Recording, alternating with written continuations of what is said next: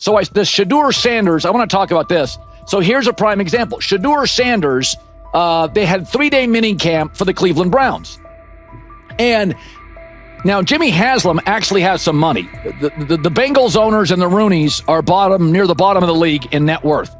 But what the Browns have is what I would call the Buffalo Bills used to have this years ago, pre-Josh Allen. What are Browns veterans saying about Shedeur Sanders behind closed doors? According to internal discussions, the feedback goes beyond casual praise. Several veterans describe his performance as franchise level. Private locker room conversations compare his command of the offense to established starters. And one senior assistant reportedly called him Sunday ready after a single walkthrough. The consensus is that front office staff and coaches have taken serious notice. Inside the Browns facility, informal conversations circulate among players and coaches. These remarks carry significant weight in personnel evaluations and often influence practice rotations. When veterans speak this strongly, the message typically reaches decision makers quickly, especially during roster planning. In short, the internal perception of Sanders is already affecting how the staff views the current quarterback depth chart. Browns vets kind of weigh in on Shedeur Sanders and how he's been since he arrived in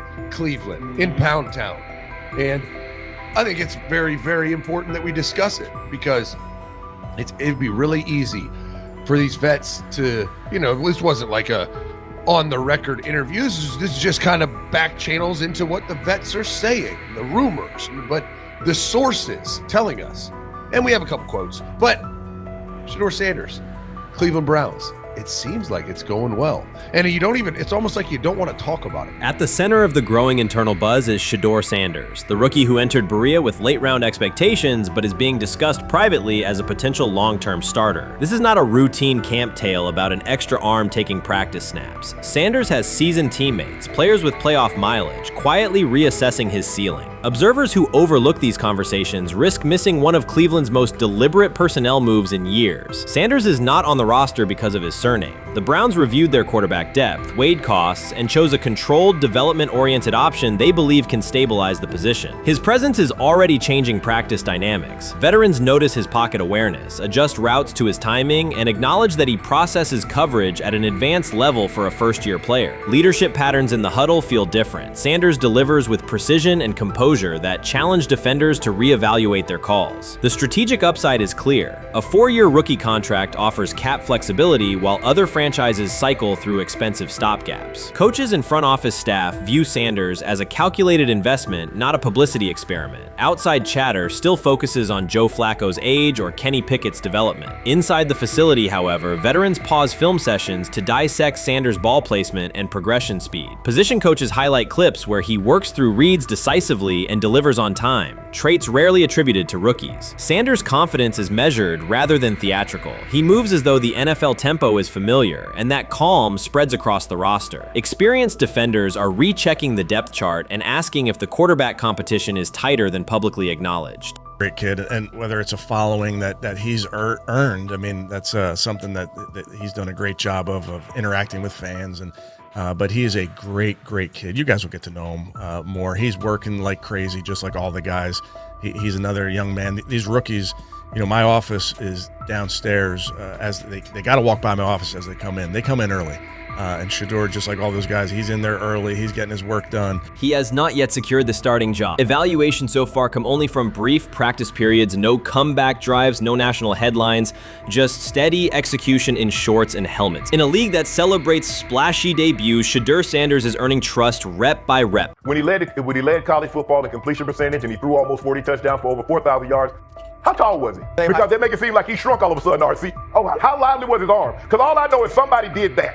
Somebody threw for over 4,000 yards, somebody threw for almost 40 touchdowns, and somebody led college football in completion percentage. Now, I'm trying to figure out, what I try to figure out all the time, Mel, is how a guy that hadn't played football in almost 5 months. Shannon Sharpe has publicly defended Shedeur Sanders and criticized those questioning him. Sanders has earned higher recognition and some fans are responding negatively. Although there's debate about whether he belongs on a second team list, Sharpe maintains that Sanders' career is clearly ascending. ascending. Reactions on social media are mixed. Some users are angry, others are surprised, and a few say they anticipated this result. The conversation remains active. When reports confirmed that Shedeur Sanders had been elevated from second team to near top tier status, Shannon Sharpe issued an emphatic response. He delivered a detailed rebuttal to critics, underscoring why Sanders deserved the promotion and directly challenging those who doubted the decision. I don't think that he was underprepared during these meetings. I don't believe any of these stories that he showed up arrogant and that he was bombing his interviews. I mean, you watch the film, he's on time, he's on point.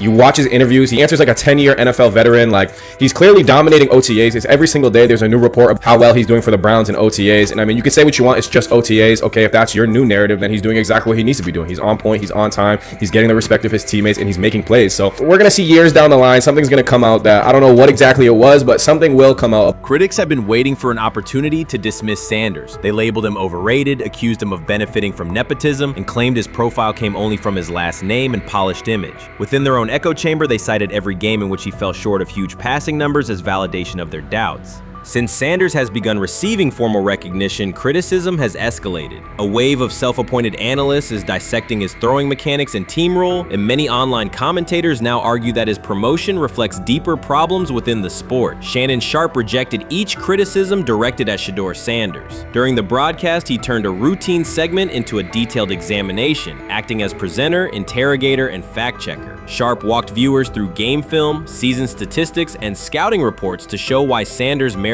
his recent promotion. Whenever a panelist claimed Sanders had not earned the role, Sharpe countered with completion percentages, efficiency ratings under pressure, and documented late-game drives that changed outcomes. He stressed that the backlash was driven less by on-field evidence and more by reluctance to revise earlier opinions. Sharpe argued that critics were upset not because Sanders lacked qualifications, but because his progress contradicted their initial narrative. By the end of the discussion, Sharpe had moved past simple defense and reframed Sanders as a clear example of performance-based advancement, demonstrating that early predictions can be wrong. Never heard of no Dylan Gabriel or Tyler Shock. What the hell is that? So how is Shedeur Sanders going behind them? I'll tell you how. Collusion. 4 different times they passed on him. How the hell does that happen? 4 rounds. It doesn't happen to a quarterback. We've never seen anything like this before. Shedeur Sanders with the watch. Shedeur Sanders with his bravado. Shedeur Sanders with this supposed arrogance or whatever. Shedeur Sanders' advancement did not happen by chance. While detractors questioned his resume online, he continued to prepare, attend every practice, and deliver accurate throws under pressure. The contrast between his output and the complaints directed at him has been stark. Some critics even argued the selection committee was, quote, biased toward performance, as if rewarding strong play were improper. Rumors quickly followed. Certain commentators speculated that a public relations push from the Sanders family must have influenced voters, suggesting everything from coordinated media strategies to alleged favors for coaches. None of these theories addresses the basic point. Sanders earned his promotion through consistent production, poise in the pocket, precise ball placement, and efficient decision-making. Shannon Sharpe highlighted these facts during his response. He noted that Sanders' performance metrics justify the recognition and emphasize that resistance to the move stems more from prior prejudice than from substantive evaluation. For Sharpe, the goal was clear: present the data, challenge unfounded claims, and correct the narrative. The discussion, therefore, became a broader statement about acknowledging merit and abandoning outdated assumptions. Colin Cowherd defend college basketball coaches who have gotten a DUI, come to their defense and say they didn't need to be fired, that they deserve a second chance. But Shedeur Sanders drives 40 miles over the speed limit, gets a one-on-one ticket, and Colin Cowherd comes on his show today and says he's out on Shedeur Sanders. He's seen enough. He can't support him anymore.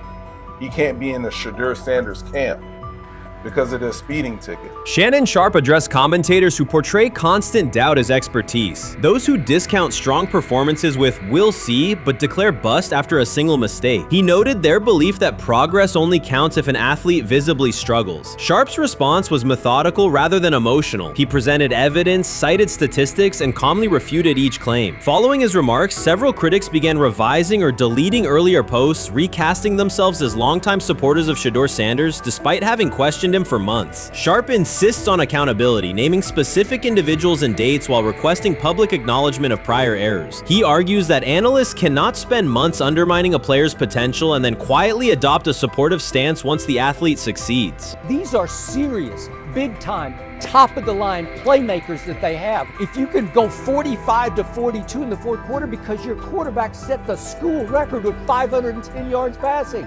He was flawless. Shedeur is big-time. I didn't know for sure, will it translate to the next level of competition? Yes, it might translate to the next level of competition as he can play. Critics who once claimed Shedeur Sanders was unprepared now hesitate to acknowledge their mistake. They resist retracting earlier comments and struggle to accept that an athlete can succeed without their approval. Sanders continues to share practice clips and game highlights without engaging the debate, while Shannon Sharpe documents every dismissive remark, ready to revisit them on national television. The disapproval did not slow Sanders. It underscored his progress and exposed the gap between perception and performance. As a result, the conversation has shifted. Analysts who doubted him now describe him as undervalued and publish detailed evaluations of his mechanics and game management, suggesting long-standing familiarity with his career. In a matter of weeks, critics have recast themselves as advocates, demonstrating how quickly opinion can change when consistent results leave little room for doubt. Shannon Sharpe signaled that his commentary is not over. He considers Sanders' advancement a positive outcome for every athlete who has been overlooked or criticized for having confidence. Sharpe stressed that analysts do not have the authority to determine who deserves recognition based on personal preference. The reaction to Sanders' promotion, he argued, revealed how quickly opinions can shift once results are undeniable. Sharpe pointed out that many vocal critics became quiet when confronted with objective performance data. This exchange, Sharpe insisted, reached beyond defending a single quarterback. It challenged the practice of dismissing achievements that do not fit familiar narratives. He reminded viewers that success does not require external approval and that consistent talent will surface despite online commentary intended to minimize it. While critics reconsider their positions, Sharpe remains steady, assigning credit to the athlete and allowing the scoreboard to confirm the argument. In his view, the statistics speak clearly enough. Sharpe also emphasized that the intensity of the backlash must be placed in context. College football is a volatile environment where unexpected outcomes are common. Therefore, declaring failure based on incomplete evidence only weakens the credibility of sports analysis. The discussion underscored the need for measured evaluation rather than reactive judgment. Dak Jackson and him and everybody else that we talked to have said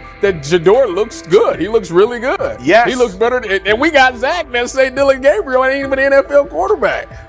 Truly. So how is it that this man can't get a rep with the ones, but that non-NFL quarterback can? We all what agree sense with that. does that make? Some observers now claim that recognizing Shedeur Sanders' strong performance undermines football's traditional standards, even though they previously argued he received coverage only because of his father. Faced with Sanders' current statistics, those critics are searching for explanations that fit their earlier narrative. The data have always been clear. Their earlier objections ignored that fact. Shannon Sharpe is openly highlighting this reversal, comparing past negative remarks with Sanders' recent 400-yard games to demonstrate the gap between criticism and evidence. Sharpe did not force these commentators to backtrack. He simply displayed their earlier claims alongside Sanders' results, allowing the contrast to speak for itself. He lied to us all when he said that this was going to be an open competition, a four-man open competition when it comes to the QB situation up there in Cleveland, in which, from the looks of it, all we've seen it be was a three-man race.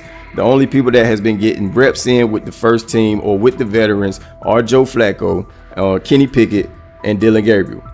We've never seen my boy Shedeur Sanders get a chance to get in. Even with him doing the things that he has been doing up there, he has yet to get in with the... Shedeur Sanders was caught off guard by Coach Kevin Stefanski's recent remarks, which have sparked talk of bringing in another starting quarterback. Commentators are debating whether Stefanski's comments reflect eroding confidence in Sanders or a brief lapse in judgment, but the rookie now faces intensified scrutiny over his role. The Browns, we got an analyst that says that Shedeur Sanders should have some kind of a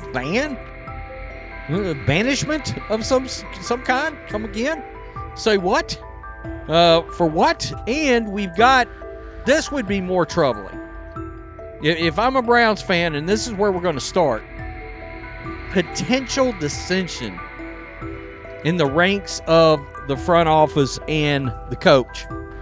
And over what? Quarterback. When a program's headline quarterback suddenly becomes the subject of sideline murmurs and quiet searches for replacements, the situation is unmistakable.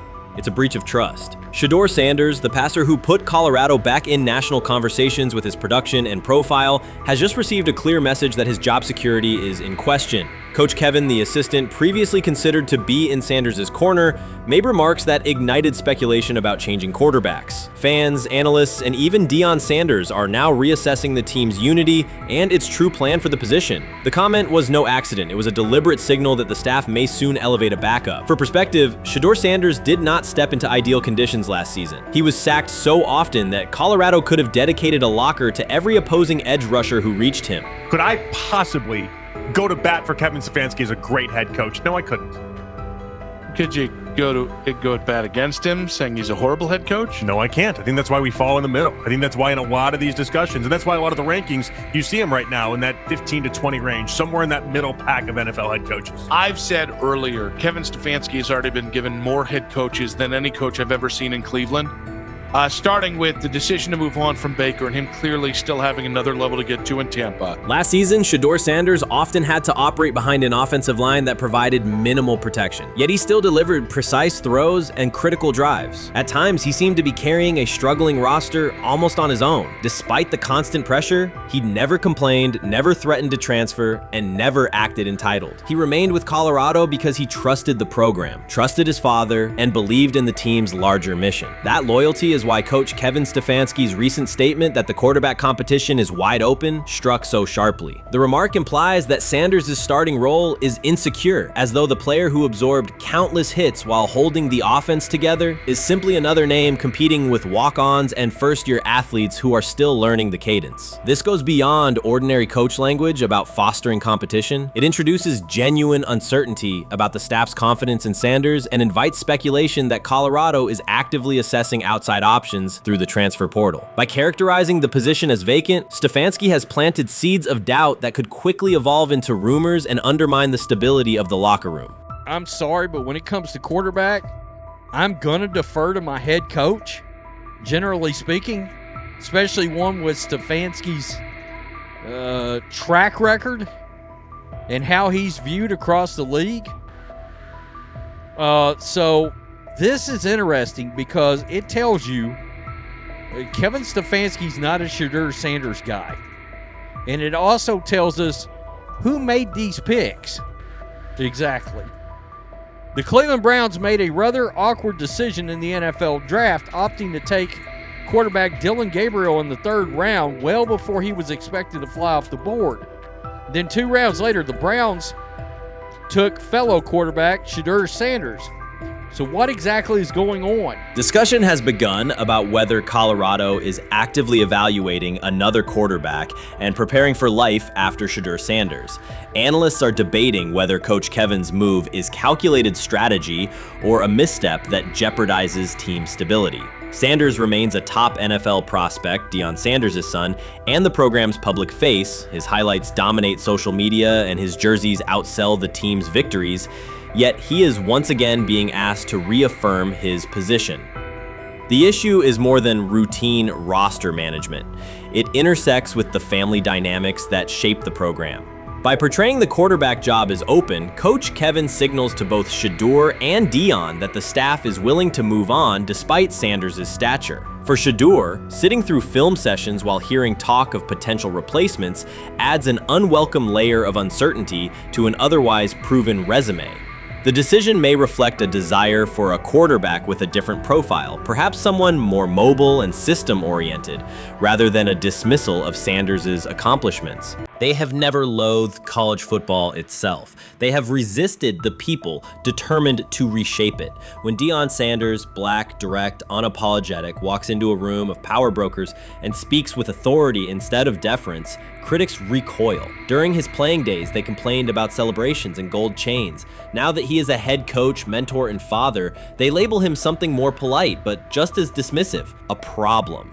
At Big 12 Media Days, Sanders addressed the accelerating chaos of the name, image, likeness market. He said college football needs a salary cap, not to hobble players, but to impose order on a system that showers unproven freshmen with 7-figure promises while the rest of a roster hunts for scraps. He called the situation unsustainable. Within hours, ESPN commentator Paul Feinbaum branded him a hypocrite, arguing that Sanders profited from NIL at Jackson State and now wants rules only because his most marketable athletes have moved on. The accusation spread quickly because it fit a comfortable storyline. Outspoken black coach gains from change, then protests when the advantage disappears. That framing ignores context. Sanders never criticized players earning money. At Jackson State, he urged corporate sponsors to partner with athletes who had been invisible to major brands for decades. What he wants now is stability, standardized guidelines, basic financial literacy, and roster balance that prevents locker rooms from fracturing over uneven payouts. When other coaches, Nick Saban, Dabo Swinney, Lane Kiffin, voiced similar concerns, they were praised for foresight. When Sanders spoke,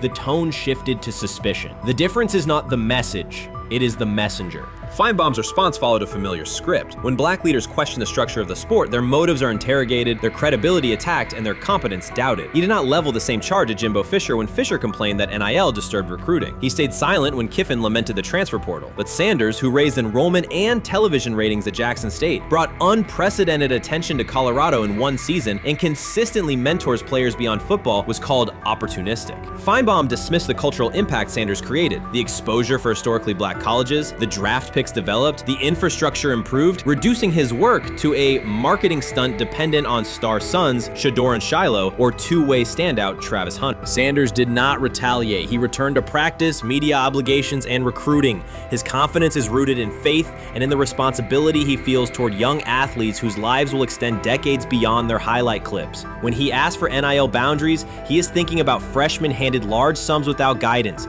families unprepared for sudden wealth, and programs that abandon kids once production stalls. He has watched that cycle from the inside. He wants protections, not restrictions. Critics predicted Colorado would fade once Shedeur and Hunter leave. Instead, Sanders signed blue-chip quarterback G.J. Lewis and a wave of transfers eager to join a program that values personal growth as much as on-field wins. Recruits see a coach who challenges the status quo, who places black culture at the program's center without apology, and who will remain visible when social media buzz cools. They recognize that Sanders does not chase attention. Attention follows his results. Media outlets reduced the upcoming Buffaloes season to a win total prop. 6 victories, give or take. Sanders is playing a longer game. He wants to show young athletes, especially black athletes, that they can lead authentically, speak with conviction, and refuse to shrink for access. Success measured only by the scoreboard misses the point. If Sanders builds men who graduate with financial literacy, self-confidence, and community awareness,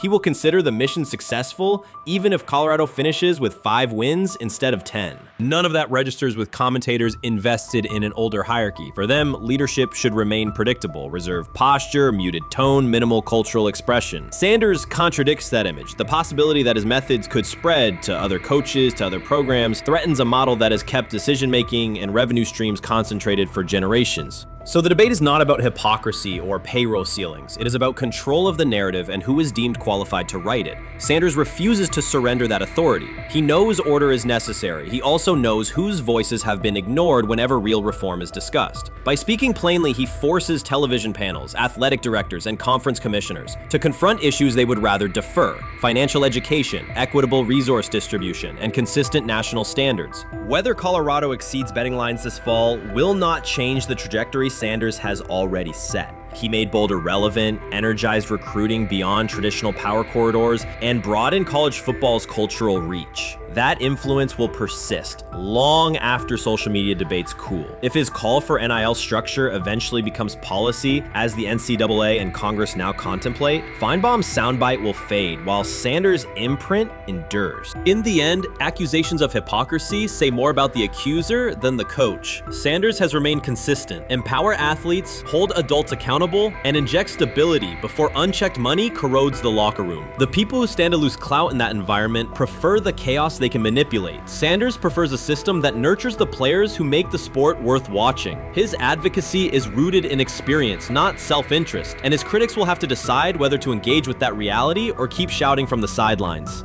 Chris Carter's televised assessment of Shedeur Sanders triggered immediate pushback from Cleveland fans, local media, and even several Browns veterans. Carter dismissed Sanders, a 5th-round pick, as unprepared to start and framed the growing interest around him as purely a byproduct of surname recognition. Since that segment aired, practice reports have told a very different story. Observers inside the Browns facility describe a rookie quarterback who is closing the gap on Kenny Pickett and Dillon Gabriel with surprising speed. Sanders first turned heads in rookie minicamp by directing the huddle with a calm that belied his inexperience. Position coaches reported that he rarely repeated mental errors during installation periods, a trait they rank highly when grading young quarterbacks. In organized team activities, he showed consistent timing on intermediate routes, kept turnover numbers low in 7-on-7 periods, and demonstrated early command of Kevin Stefanski's protection calls. That steady execution earned him a handful of first-team snaps, reps that would ordinarily have belonged to Pickett by default.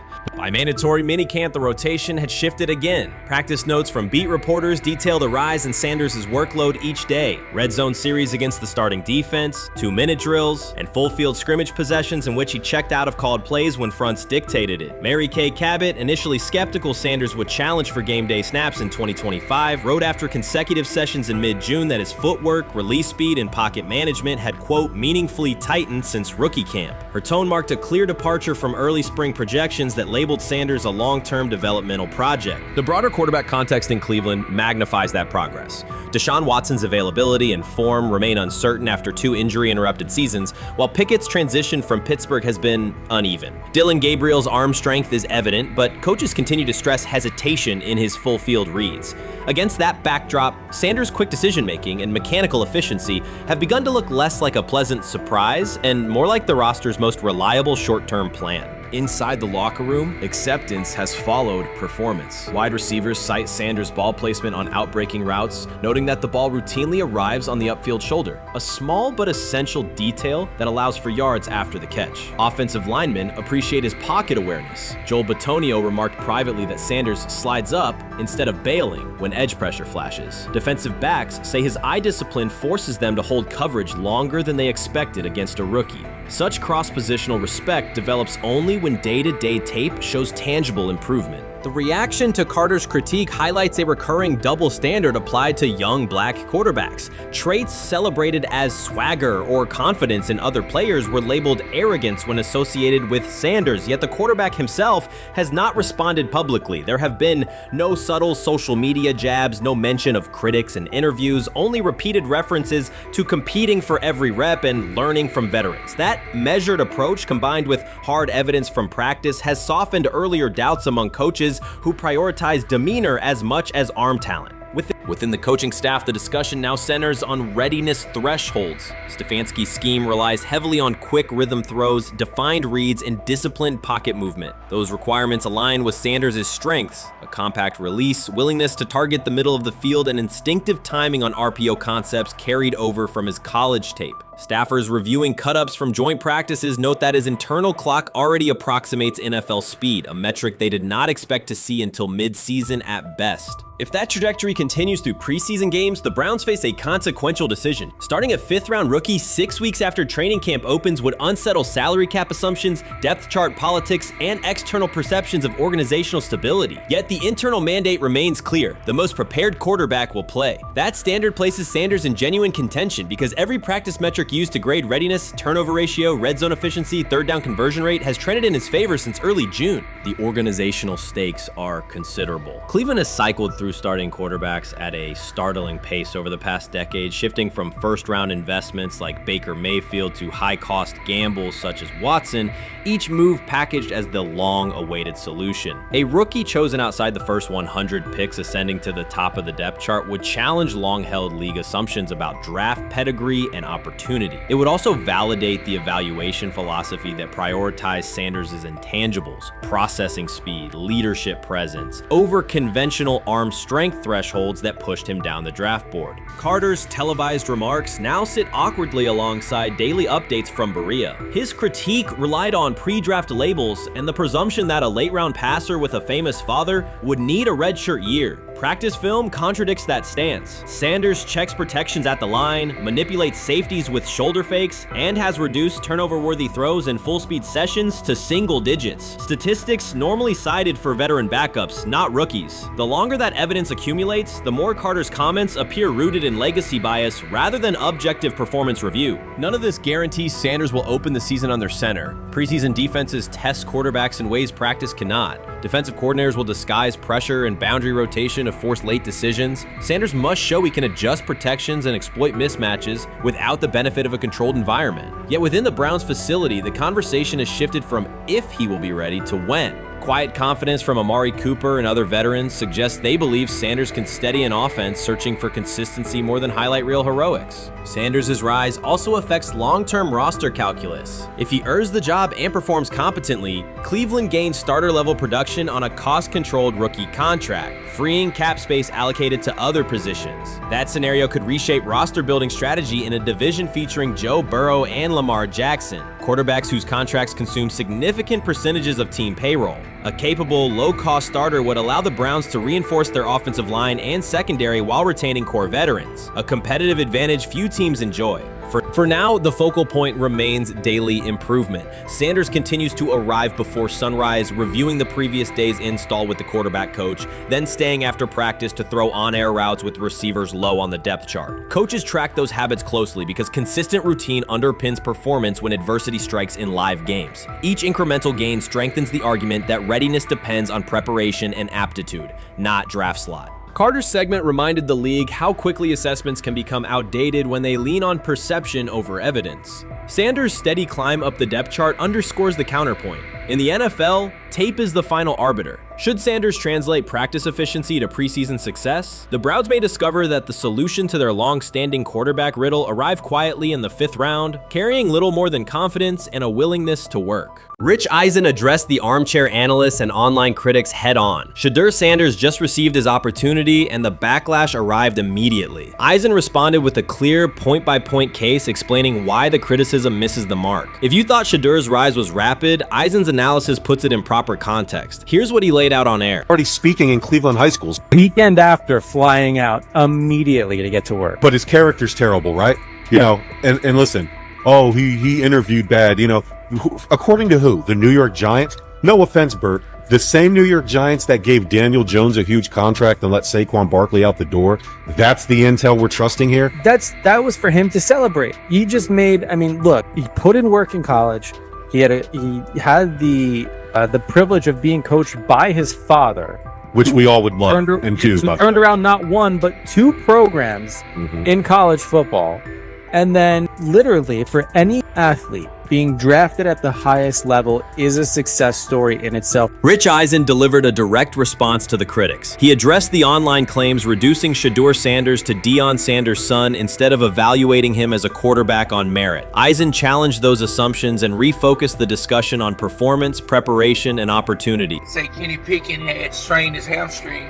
Shedeur, they say his first day in pass, 9 for 9, 2 touchdowns, no interceptions. Really was just hating on this young guy. Within minutes, Rich Eisen delivered a structured breakdown, addressing each claim with evidence and dismantling weak narratives through clear analysis. He replaced speculation with data and kept the focus on what matters: decision-making, accuracy, leadership, preparation, and game management. The reality is simple. Shedeur Sanders was not given this opportunity. He earned it through performance and consistency against real competition. He accepted the role, met the standard, and handled the moment with professionalism and urgency. No shortcuts, no favors, just results and readiness. Eisen's point was direct. Evaluate Shedeur on his work, not assumptions, and acknowledge that he has justified the opportunity on the field. I've done it at 2 locations already, so it's simple. So that's why when people say I'm not, you know, one of the top quarterbacks or the top quarterback, is what are y'all going based off of? Because I did it year after year after year, and you see the progression. So it's like, obviously it got to be some type of external hate that you have for the family, for the last name, for anything. because I know I proved myself. While many were still debating whether he was NFL ready, Shedeur Sanders stepped onto the practice field and operated like a clear QB1, setting protections, controlling tempo, and executing the plan. The narrative that he is just flash, media attention, or his father's influence does not hold up against his work in installs, progressions, and situational drills. What he showed was composure, efficiency, and command of the offense. He processed quickly, protected the football, and delivered on-time throws, demonstrating preparation and control. I'm a firm believer. If I wanted Shedeur Sanders at 2, at worst at 33, of course I already think that he's better than other quarterbacks. Because that's the type of talent, that's where I would have picked him at. And if he was at 2 or 33, and he still had the same exact skill set, we would be talking about him starting and playing. Right. Well, there'd only be 3 quarterbacks. It'd be 3 quarterbacks, not 4. 4, yeah. But since he moved to the 5th round, that's cool. They might have to go along with it. But to me, I think if you ask who got the best tools, I'm going with Shedeur Sanders. From the first day of camp, he was not there to get by. He arrived to lead. There was no hesitation in installs, no lapses in fundamentals, just precise timing, clean footwork, and consistent velocity to every level of the field. He managed protections, controlled cadence, and delivered in situational work, showing command rather than learning on the fly. The approach was efficient and disciplined, with attention to detail and progressions and ball placement that reflected preparation, not improvisation. At the same time, Rich Eisen addressed the narrative directly and backed it with evidence. He laid out clips, context, and performance markers to cut through speculation. Eisen emphasized that Shedeur Sanders did not step into this moment because of publicity. He built toward it through sustained work, resilience, and results. The background, media readiness, high football IQ, and a professional approach was developed over years, not days, and it translated to immediate operational control of the offense. The resistance came from familiar places. Some in the traditional guard still framed mobile quarterbacks as limited and expected the nepotism label to define him. That view did not hold up against what was on the field. Composure under pressure, secure decision-making, accurate throws into tight windows, and consistent execution in red zone and 2-minute sequences. Eisen's point was clear. Evaluate Shedeur Sanders on performance and readiness. The evidence shows he earned the opportunity and is meeting the standard with accountability and consistency. Yeah, teams didn't draft him because they didn't think he was first-round talent. And the quote we played and that's on the screen, I think is flatly wrong. We all know this shouldn't have happened. Yes, it should have. It should have happened because this wasn't. Now, again, teams can be wrong. The league as a whole can be wrong. Hell, the Baltimore Ravens drafted a 25-year-old tight end before they drafted Lamar Jackson in the same draft. The die is not cast on who Shedeur Sanders. He stated it plainly. This is not a celebrity appearance. This is a quarterback with pocket presence, leadership, and decision-making that stands on its own. You either show it or you settle into a backup role. Shedeur Sanders is not auditioning. He is establishing himself as the starter. When the opportunity arrived, whether through injury, trade, or depth chart changes, Shedeur was prepared and delivered. He did not hesitate. He executed the offense and finished drives. As others tried to catch up to what they were seeing, Rich Eisen reinforced the same message he has been repeating. Evaluate the work. Camp reports have been consistently positive, but the important shift is how the performance is being received. Casual attendees who came to observe left talking about Shedeur's command and poise. Detailed observers focused on his pre-snap reads, protection checks, and audibles, highlighting the mechanics, timing, and ball placement that support efficient, controlled play. You first, when you take a look at both of these QBs, who had the most impressive start so far in the preseason? Well, to me, it was Shedeur. I didn't see any interceptions when he was out there. Didn't see anything like that. I mean, don't get me wrong. I don't think Dillon Gabriel did a bad job. I was impressed with the brother, but I'm going to go with Shedeur. You know, the pressure was on him. The spotlight was on him. Stephen A. Smith didn't just call out Dillon Gabriel. He held him accountable and made him rethink his comments. The moment Dillon Gabriel spoke and went after Shedeur Sanders, it wasn't a minor slip. He crossed the line and stepped directly into Stephen A. Smith's wheelhouse. And Smith answered with a clear, direct response that left no room for misinterpretation. The comparisons were emanating from the media more so than anybody else. And that's what I think, that's exactly who I think he was directing his comments towards. Having said that, Dillon Gabriel, respectfully, it was stupid. A very dumb comment to make. First of all, let me tell you something right now.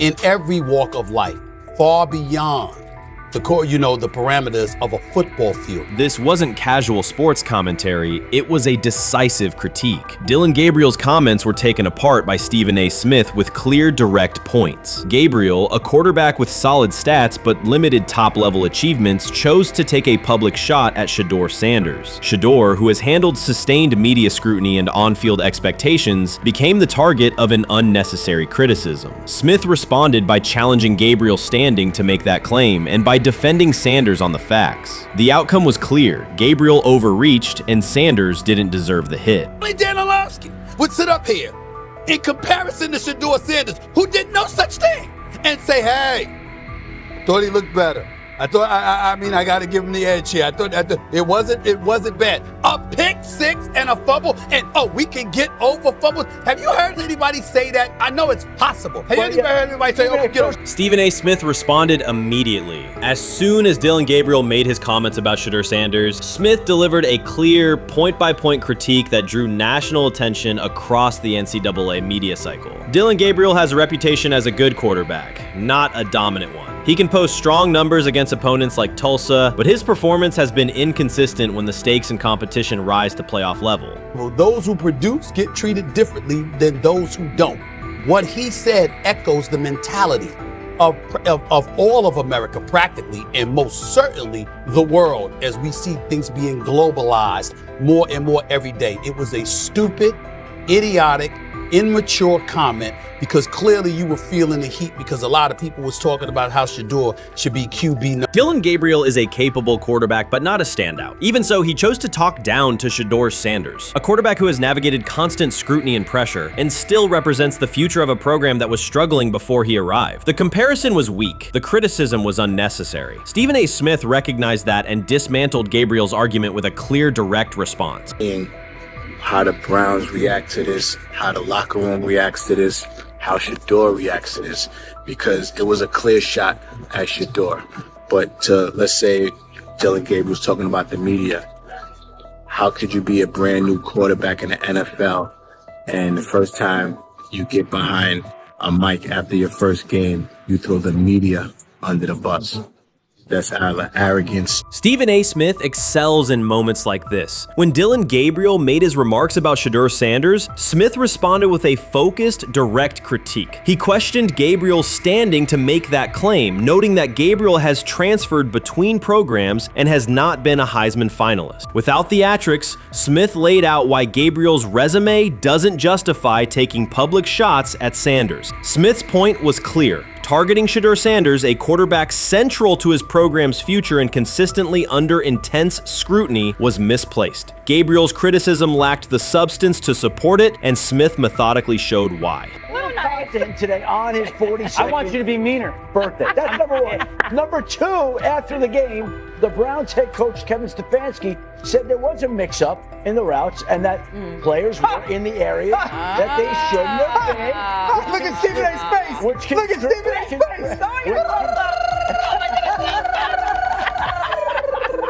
Look at his face. Stephen A. Oh my Lord. The strength of Stephen A. Smith's response was that he didn't just address Gabriel's remarks. He challenged the image around him. Dillon Gabriel often presents himself as an overlooked contender ready to surprise. But the reality is that his profile hasn't commanded broad attention. It's a clear reminder that not every opinion carries equal weight. In defending Shedeur Sanders, Stephen A. was direct and precise. Shedeur isn't just a quarterback. He is Deion Sanders' son, which subjects him to scrutiny far beyond anything Gabriel has faced. Even under that pressure, Shedeur has maintained his composure, shown confidence, and delivered in key moments that helped revive a program many had written off. Stupidity, all of it. I thought it was a clear shot at Shedeur due to the fact that his Oregon coach threw a shot at Coach Prime and Shedeur during their meeting at Colorado last year. But you know what? The cream rises to the top. Let's see what happens this week. I see a lot of the media talking about they think it was about the media and not about Shedeur. And I think that's a chess move. For Dillon Gabriel to take shots at Shedeur Sanders was a miscalculation. Stephen A. Smith made the mismatch clear. Gabriel's attempt to shame Sanders was unnecessary and counterproductive. You don't target Deion Sanders' son when Deion has turned Colorado into primetime television. It underscored that Dillon Gabriel has often played with a chip on his shoulder because the spotlight hasn't followed him. He has been around long enough to compile numbers but not to earn broad respect. That's why going after Shedeur was misguided. Sanders, despite ups and downs, drives headlines. Gabriel's most notable headlines have been his transfers. Stephen A. Smith pressed that point without hesitation, challenging Gabriel's standing and leaving his argument looking like a forced throw that turns into a pick six. You know what? Still needs to thank me a little bit more for that restaurant I treated him and his family to, because it was big time, and stop embarrassing me by going places and trying to use coupons. That's how pathetic he is. The point is that a pick six and a fumble is usually considered a bad day. Stephen A. Smith didn't need to raise his voice to make the point. He presented Dillon Gabriel as a player whose talk outpaces his resume and defended Shedeur Sanders with clear comparisons. That's why he called Gabriel out so directly. The comparison wasn't just unfair, it was forced. Now look at Gabriel's record. The numbers are solid and he can win against average defenses, but the resume lacks defining markers. There's no sustained Heisman contention, no late season surge that reshaped the national picture, and no postseason moment that cements a legacy. The track record reflects steady production, not top-tier impact. That's the gap Smith underscored. Gabriel's criticism of Shedeur Sanders wasn't supported by what he has accomplished, while Sanders continues to carry a program under constant scrutiny. Let's see some of them step up and make some plays out there. Ain't no way. Gabriel ain't no way. He's not built like that. No way. And this one is picked off and going back the other way. Oh my God, why did he stop playing? Now it's a foot race. And that is that. They told me bust out my AP, perfect timing. H-shot, we about to get legendary. Shedeur started next game, baby. Shout out Dylan though, you know what I'm saying? Bro, I love you, my heart. What am I bigger than cheese, bro? You know what I'm saying? But Shedeur got it. Shedeur Sanders is a national brand who draws viewers for both performance and result. Dillon Gabriel's attempt to diminish him read as resentment. And Stephen A. Smith called out the insecurity and lack of awareness directly. Colorado under Deion Sanders is prime time, and Shedeur sits at the center of that spotlight. If Gabriel expected the sports world to agree while he took a shot at Shedeur, he misread the moment. Smith dismantled the argument and questioned the credibility behind it. Gabriel will move on. He'll keep playing, give interviews, and have fans, but this exchange will trail his media profile as a reminder of a misstep. It's a clear example of a resume that doesn't justify taking public aim at a quarterback carrying that level of scrutiny and responsibility. For the Cleveland Browns preseason game today is that the way that some white folks watched Shedeur Sanders last week is the way that some black folks were watching Dillon Gabriel today. And it's not Dillon Gabriel for Dillon Gabriel's sake. Most folks don't have a problem with Dillon Gabriel. It's what he represents, which is the disrespect of a black person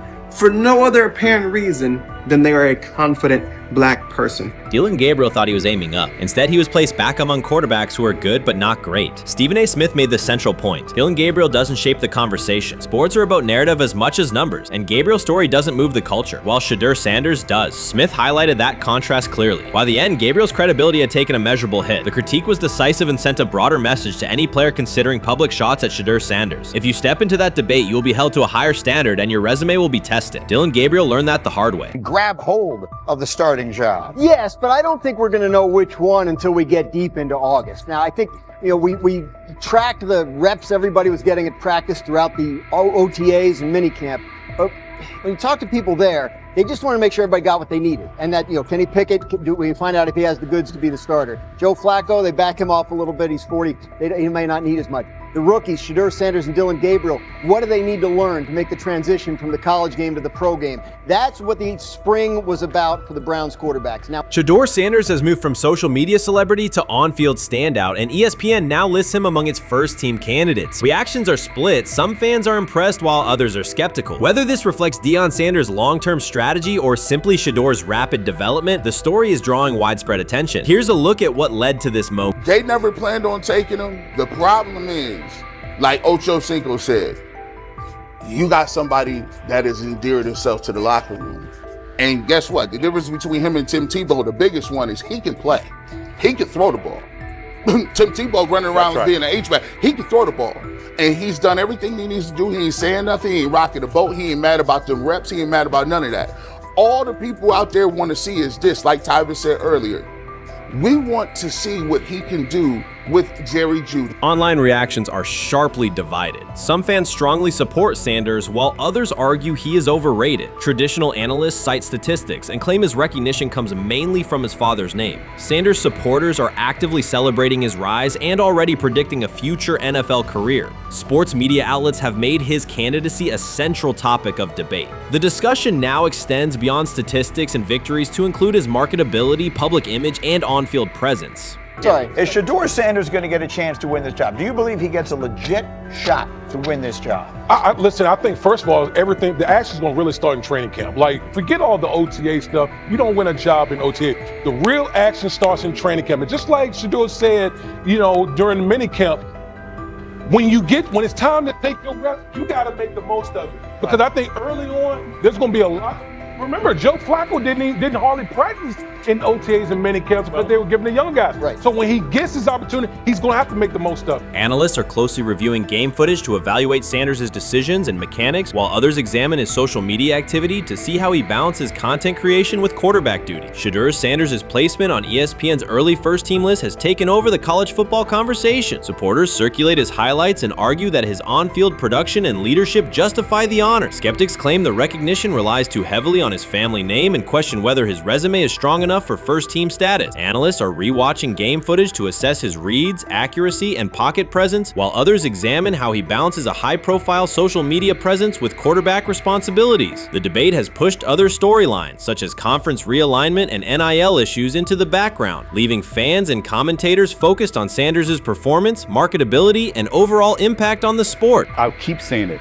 I believe Shedeur Sanders should play more games than any other quarterback on this roster this year, because he's the only guy that I look at and say they might have something here. Because I'm telling you right now, they left night one of the draft saying we are taking our quarterback next year. So it's on Shedeur or Dylan or Kenny, probably not Joe, to change their mind. To change their mind. But you got to find out.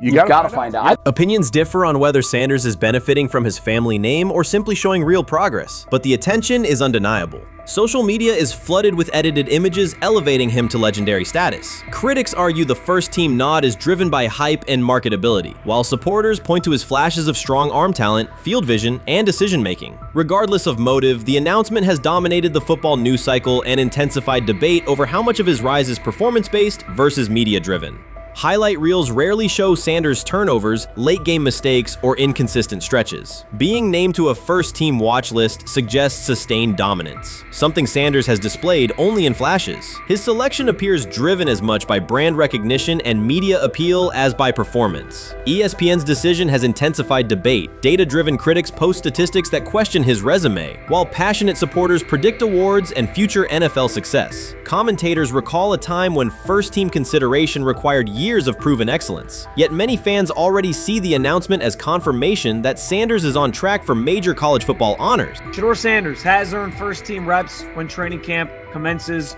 later in July. I'm not saying like he's the first guy up when you do 11 on 11s, day 1, 2, 3, 4, 5 at training camp. I'm not necessarily saying that. But he's the one quarterback that we didn't get a chance to see take reps with the ones.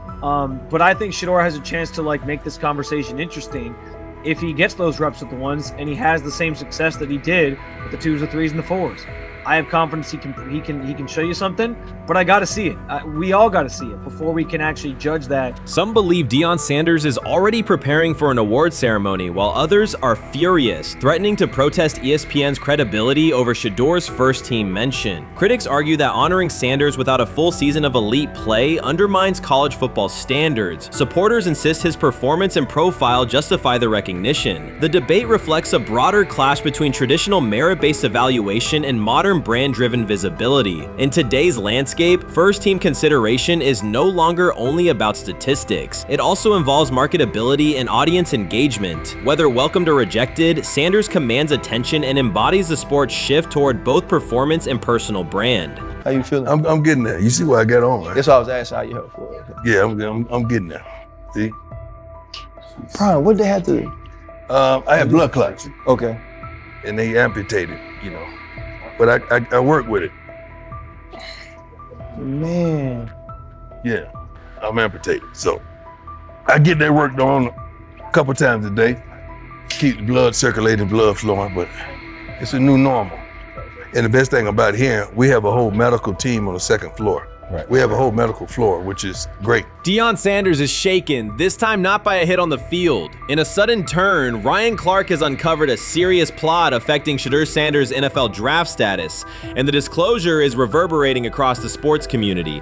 What once looked like a simple scheduling delay may actually be a calculated effort to undermine Deion's son.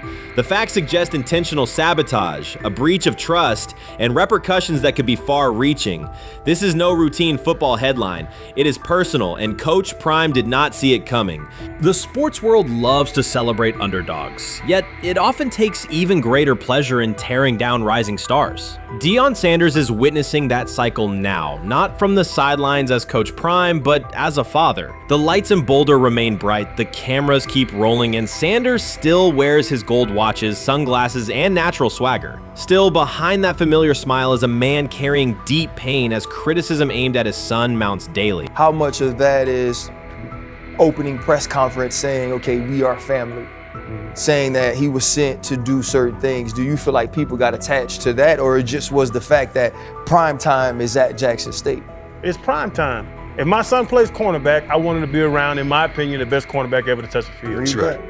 If my son played DN, I'd have to talk to you and tell me who's coaching the DNs. That's but right. I was sending my son to play for prime. His pain does not come from critics or losses, but from watching his son, Shedeur Sanders, get pulled into a system where politics outweigh performance. By every metric, arm strength, accuracy, field vision, Shedeur belonged in the top 3 of any NFL mock draft. Defensive coordinators who tried to unsettle him know he never flinches. He owns the unteachable leadership trait that turns strong prospects into franchise cornerstones. Then the narrative shifted. Draft boards that once placed him 2nd or 3rd slid him to 5th, then 12th, and eventually out of the 1st round on some lists. Analysts grew cautious, executives became vague. The statistics stayed strong, and the game film still proved his ability, yet the buzz evaporated. The abrupt silence felt deliberate and wrong. Former NFL safety and respected analyst Ryan Clark then delivered an unfiltered disclosure, not on a scheduled TV segment, but in an unscripted comment. He stated plainly that influential figures inside the league were not overlooking Shedeur Sanders. They were actively holding him back. The motive, Clark said, was political, and the real target was Deion Sanders, Hall of Famer, architect of Jackson State's resurgence, and the coach who turned a 1-11 Colorado program into a national headline. Deion's refusal to conform, wearing sunglasses indoors, dancing with players, speaking candidly, challenged an establishment that favors predictable images and rehearsed statements. According to Clark, that resistance to tradition was not forgotten. When Shedeur displayed the same mix of talent and confidence, concern spread through front offices and media circles. Questions about leadership style and attitude surfaced. Coded language for discomfort with a quarterback who mirrors his outspoken father. Clark's point was clear. The issue is not Shedeur's performance. If he had posted identical numbers at Ohio State or Alabama, endorsements and media specials would follow. Instead, interest cooled, because the Sanders family embodies a self-made identity the league cannot easily manage. Their visible pride and independent brand challenge a system that prizes control. And that threat, not football ability, is what Clark believes is suppressing Shedeur's draft stock. Sometime last week, and then, and I just tweeted that out again this morning, and then today, the Joe Flacco one got posted. So running through this, and then of course we'll still have Dylan will be next, and then Shedeur will come last. As training camp nears, Mary Kay Cabot is providing straightforward analysis of the Cleveland Browns quarterback competition. The starter has not been named, but she has moved away from her earlier skepticism of Shedeur Sanders and now acknowledges his talent and potential. Cabot explained that if Joe Flacco is chosen to start week 1, it will mean he is the most prepared to play immediately. This approach would also give younger quarterbacks such as Kenny Pickett time to adjust, refine their skills, fundamentals and maximize their potential while Flacco handles the early workload. She added that a Flacco start would not prevent Sanders from earning the position later in the season. The depth chart remains flexible, and Sanders' continued development could put him in line for an opportunity as circumstances evolve. Cabot also noted that Pickett could win the job for week 1, but he must demonstrate he can integrate smoothly with the offense and perform reliably under pressure. The Browns want a leader who can control the huddle, execute plays efficiently, and maintain composure. Pickett's performances in upcoming practices and preseason games will be critical in determining whether he secures the starting role or Sanders ultimately takes the reins as the season progresses. Things like that. It doesn't mean that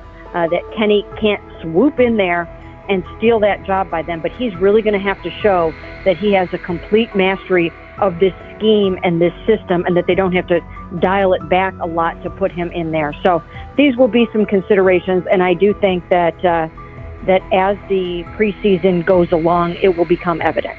Mary Kay Cabot recently stated that Shedeur Sanders is ready, and the Cleveland Browns are monitoring him closely. After a strong showing during organized team activities and minicamp, Sanders has made notable strides in his development. With continued progress, he is expected to return to the field prepared to contribute meaningfully. The Browns coaching staff is tracking his growth, and anticipation about his long-term role is increasing. Cabot added that if Sanders maintains this trajectory and continues to demonstrate poise within the team, he will have a legitimate chance to earn the starting quarterback job. Each practice rep strengthens his case, reinforcing the possibility that his development could benefit both the player and the organization. As Sanders impresses, discussion about his future in Cleveland becomes more compelling. Cabot also emphasized Sanders' advanced understanding of the offense. She noted that his football IQ appears in every drill and that he seems ready to execute the Browns system at full speed. His ability to process defenses quickly and make decisive reads distinguishes him from his peers. With the appropriate opportunity, Cabot believes Sanders could become a genuine difference maker for the Browns. One area Cabot highlighted is Sanders' command of pre-snap adjustments. His capacity to diagnose defensive fronts and communicate changes gives him an edge and reflects high football intelligence. If he translates those reads into consistent connections with his playmakers, he could elevate the Browns' offense significantly. By comparison, Cabot said quarterback Dillon Gabriel is still refining his grasp of complex terminology and play calling. While Gabriel possesses upside, Sanders' comfort with intricate concepts and his ability to manage tight pockets under pressure give him a clear advantage at this stage. Gabriel must sharpen those elements to compete at Sanders' level. Cabot previously reported that Sanders had already earned first-team practice snaps ahead of Gabriel. Her latest update confirms that Sanders is now approved as the Browns' starting quarterback, solidifying the organization's commitment to him as QB1. Expectations are high, and his response to the challenge will be closely watched throughout training camp and preseason. Cabot further noted that head coach Kevin Stefanski authorized Sanders to take expanded first-team reps beginning next month. This milestone underscores Sanders' readiness and the coaching staff's confidence in his progress. As the regular season approaches, Sanders aims to cement his status as the starter, and the competition for that position is intensified. Though Sanders leads the race, Kenny Pickett remains in contention. Cabot stressed that Pickett must prove he can integrate seamlessly with the offense and perform consistently under pressure. His performance over the next several weeks will determine whether he can challenge Sanders for the starting role.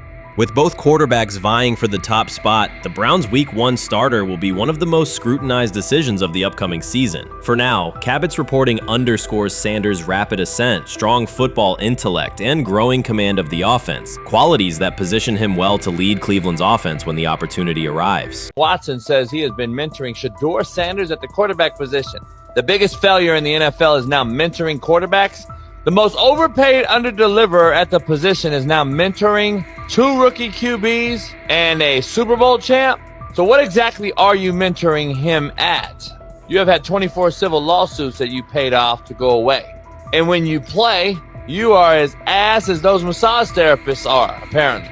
Shedeur Sanders is also a show. It's all about him. It's all about anything else. If you don't see that by now, then you're just blinded. Cleveland's second most talked about player has yet to take a professional snap, and it isn't Deshaun Watson. Rookie quarterback Shedeur Sanders has already captured the locker room's attention and the fan base's enthusiasm, creating a visible shift in the team's internal dynamics. Watson, once the uncontested focal point, now shares the spotlight with a newcomer who has only practiced in shorts. The Browns are experiencing a rapid, unforeseen change in popularity within their roster. Four-man competition. It's not. It's 2 guys versus 2 guys. It's the 2 older guys to be the starter. Yeah. It's the 2 younger guys to position themselves however it may be. Right. Show little improvement every single day, right? So, of all the things I'm watching, I'm watching the first 5 when they break a session, the first 5 with the veterans, with the ones. Who's in there? Where are they going? The ball's going to Judy, right? Flacco's no dummy, lasts as long as he has, right? He can really whiz it. But as we go on, I want to watch these guys because they probably just got plays installed Tuesday, and they're out there running them Wednesday. Shedeur Sanders arrived in Cleveland and immediately commanded attention. The rookie has yet to take a preseason snap, yet the energy around him inside the building and across social media eclipses what many veterans receive in an entire season. Fan enthusiasm is so strong that Deshaun Watson's jerseys are already drifting toward the clearance rack at the team store. In a matter of days, Sanders has become the roster's second most popular figure, while Watson watches his once secure QB1 status and public approval shrink by the hour. Shedeur or Deshaun? Who do you want as your quarterback next year? Honestly, Shedeur. I love Deshaun though.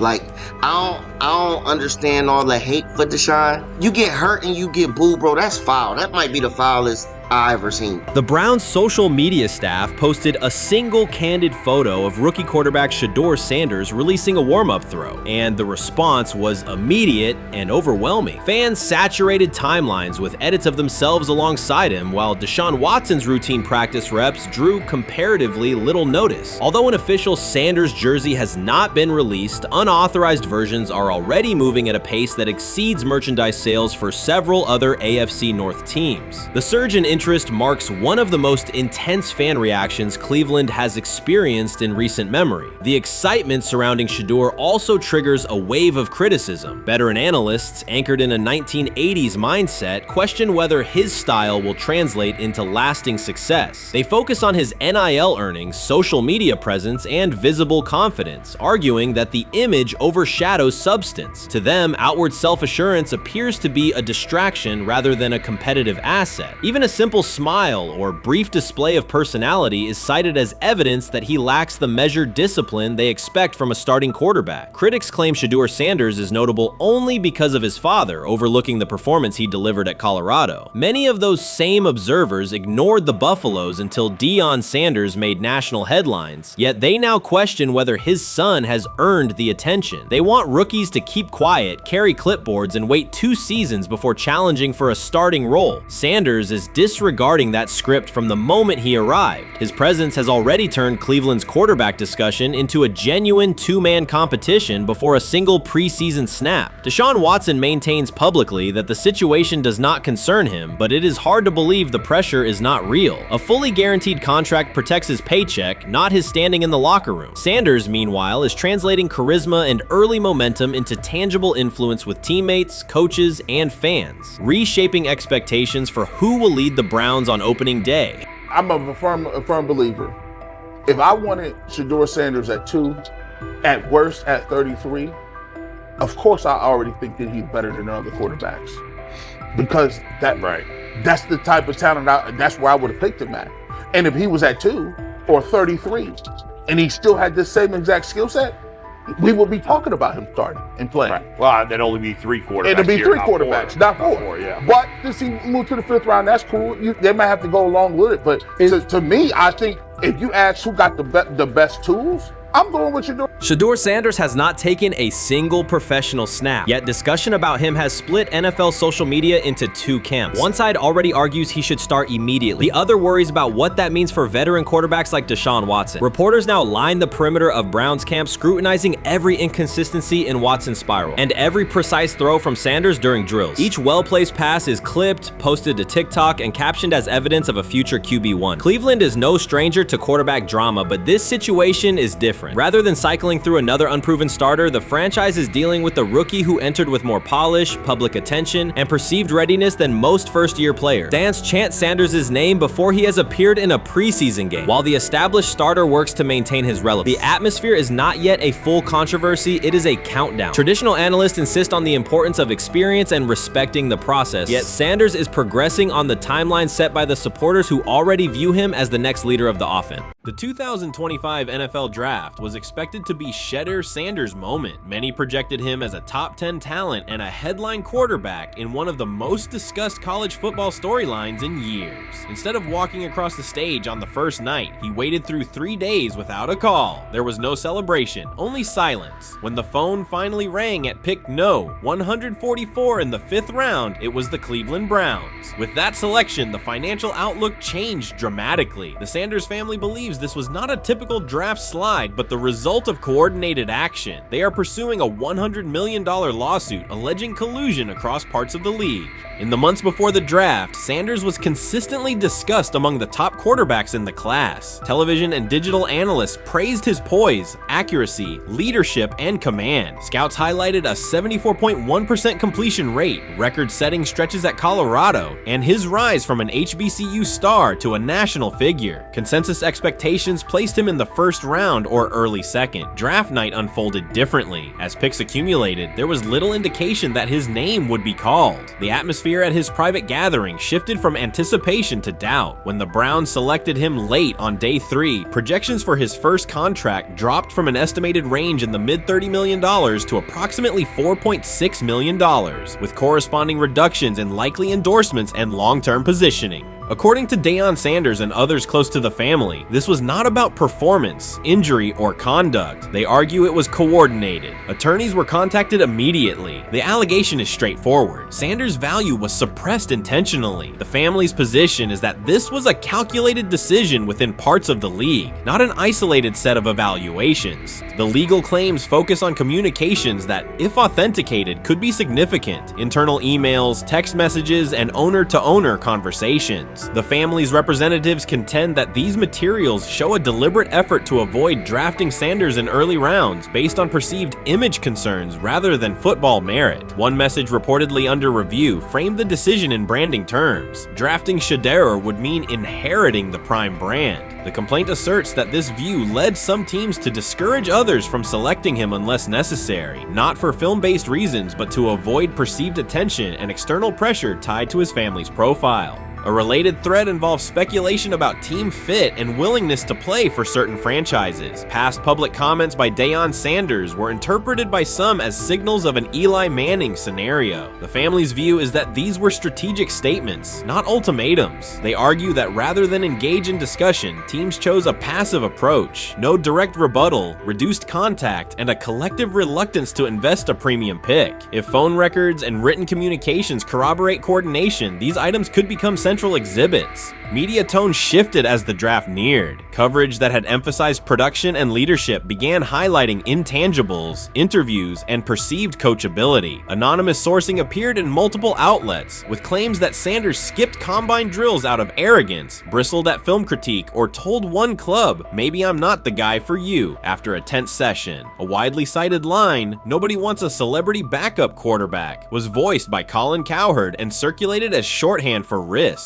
The Sanders legal position is that these narratives did not arise organically, but reflected a coordinated leak pattern that undermined his market value. The family's contention is that this was primarily about control and compliance rather than football ability. They point out that Sanders did not fail a drug test, was not suspended, and did not produce poor athletic testing. His college resume included elite stretches and significant program elevation at 2 stops. The legal claim asserts that the league's power structure resisted a high-profile player aligned with a high-profile parent coach and an independent media presence. The allegation is that teams sought to avoid the perceived complexity that would come with selecting him early. The financial impact is a core component of the damages claim. Had Sanders been selected late first or early second round, projected 4-year compensation would likely have fallen between $30 to $35 million, with immediate access to higher tier endorsement opportunities and the brand leverage that accompanies a franchise quarterback designation. As a 5th round pick, the initial contract value is a fraction of that total, and associated off-field opportunities are typically narrower. The suit reportedly seeks not only lost salary, but also the broader economic value linked to draft position, sponsorships, licensing, and the visibility that accelerates an early career trajectory. The filing's scope, as described by sources close to the family, extends beyond the league office. It may involve media outlets, scouting firms, and specific executives if discovery shows coordination or materially false statements that affected value. The argument is that the draft slide harmed not only Shedeur, but also the broader Sanders brand, affecting perceptions of Deion Sanders as a recruiter, coach, and public figure. The family's view is that narrative construction around brand risk and celebrity backup produced a measurable economic and reputational loss. If a court authorizes discovery, the process would likely compel emails, internal draft notes, and message archives from teams and third-party intermediaries. Subpoenas could be served on media organizations for sourcing records related to anonymous quotes. That level of transparency would be unusual and could reveal how information flows during pre-draft periods. The legal theory moves beyond a single player's evaluation to the draft's integrity, whether owners or executives acted in concert to reduce a prospect's value for reasons unrelated to football performance. The league has not publicly addressed these specific allegations. Background comments from executives characterize the claims as overreach. The family's camp maintains they have documentation sufficient to proceed. The comparison points referenced by observers include Deflategate, Spygate, and the Colin Kaepernick grievance, not because the facts are the same, but because of the potential scope, policies, practices, and the balance of power between the league and individuals challenging its processes. Another dimension of the dispute involves how the NFL perceives Deion Sanders, Coach Prime, and the autonomy he promotes. He built a large media footprint around his programs at Jackson State and Colorado, elevated his players' profiles, and spoke openly about fit and leverage. The family contends that this visibility, combined with statements about preferred destinations, triggered resistance. The complaint frames the response as a preference for compliance and predictability over independent branding and public negotiation.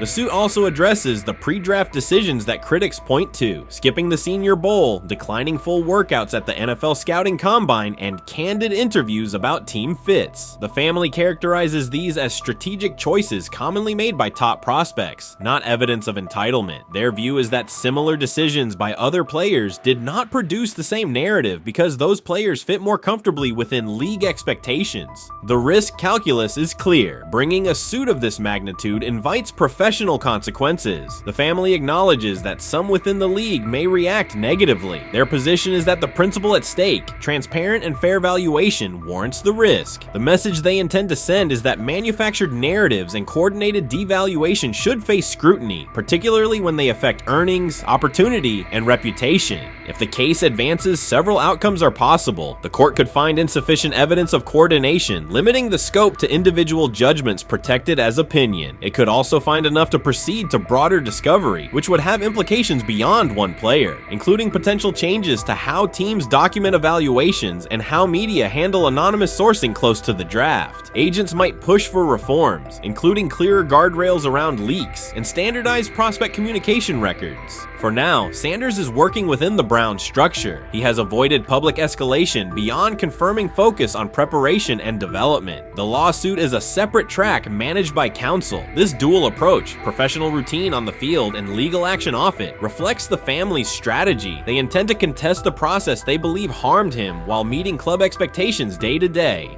The core allegations remain consistent across their statements. A talented quarterback saw his draft value suppressed by coordinated behavior tied to branding concerns and public positioning rather than football merit. Media narratives amplified that shift, and the result was a substantial, quantifiable loss. The remedy sought includes compensation and a measure of accountability that could deter similar conduct. Whether the claims are ultimately proven will depend on documentation and testimony. If emails, texts, and call logs substantiate coordination, the impact could be significant, prompting policy review around pre-draft communications and media engagement. If not, the case may narrow to disputes over opinion, perception, and the gray areas of scouting. Either way, the filing signals a willingness to confront entrenched practices and to test in court how far the process extends beyond film and interviews. This situation has moved from speculation to litigation. It addresses control, image, and power in a system that influences careers and compensation. It also underscores how public narratives can shape market outcomes. Sanders' path now has two tracks: earning opportunities on the field in Cleveland and seeking redress off the field for what the family views as an avoidable and orchestrated loss. The questions at stake are larger than one draft slot. They touch on how the league values independence, how information is weaponized, and what recourse exists when a player believes the evaluation moved from football to optics. The answers will emerge through practice reps and, potentially, through discovery and a courtroom record. We've got news. Got news. About my Cleveland Browns. We've got an oblique problem. Obliques are big deals, especially when it's your quarterback. Now, he might be fourth on the depth chart, but he was number one in the preseason game last week, and he did a great job. 138 yards, 2 touchdowns. Shedeur Sanders has an oblique injury. That is not good. I do not like this. I hate this because I want to see more reps for Shedeur Sanders. Shedeur Sanders, a projected breakout this season, has been sidelined unexpectedly. The Browns coaching staff confirmed an oblique injury significant enough to keep him out of all activity. No reps, no drills, no warm-ups. Concerns are rising about how this may affect his momentum and force adjustments to the team's plan. The focus now is his recovery timeline, the impact on his development, and the next steps for the quarterback depth chart. Browns rookie quarterback Shedeur Sanders injured his oblique during practice today, putting his status in doubt for Saturday's preseason game against the Eagles. He's the latest quarterback on Cleveland's roster who has dealt with a health issue, joining fellow rookie Dillon Gabriel and Kenny Pickett. Sanders, who is trying to fight his way up the Browns depth chart, started the preseason opener last week and threw to practice. So how concerning is this for Shedeur as he is trying to, again, make his way up the depth chart, be QB2, potentially QB1 in the future? Dillon Gabriel taking Shedeur Sanders' QB1 spot after Sanders suffers an oblique injury is more than a roster change. It signals the staff is choosing urgency over efficiency. You do not replace a quarterback operating near a 70% completion rate with one coming off a 32% outing unless the decision is driven by desperation or poor evaluation. That is not strategy, it is avoidable loss of production. The impact on accuracy, timing, and drive sustainability is clear, and the difference is apparent to anyone watching. Well, here's what we know. I mean, after practice, Kevin Stefanski, the head coach of the Cleveland Browns, was not available to the media, but I did talk to him on the field as the players were coming off, and he told me that Shedeur Sanders complained of oblique soreness during the warm-ups this morning. Shedeur Sanders' absence isn't just a gap in the lineup, it's a setback for the entire offense. He thrives under pressure and makes throws others won't attempt. When he's healthy, every pass has intent, every drive has rhythm, and opposing defenses know they're in for a long day. Replace him with Dillon Gabriel and the defense senses an opening. Corners press tighter, safeties cheat down, and linebackers blitz more aggressively because they don't expect the same timing, velocity, or accuracy. Yes. I mean, yeah, I'm a fan.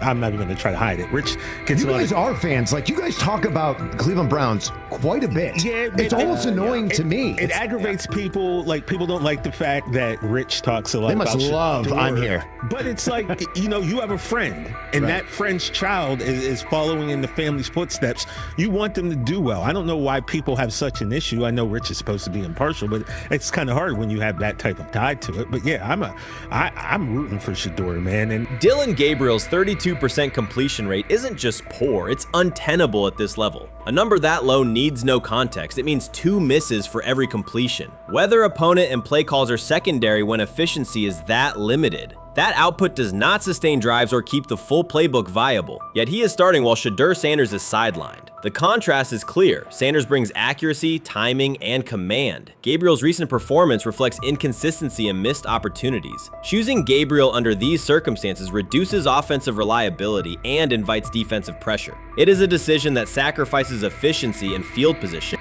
So it'll be interesting to see what happens with Dillon Gabriel, but to the Shedeur Sanders point, it is unfortunate because I thought he was gaining some momentum.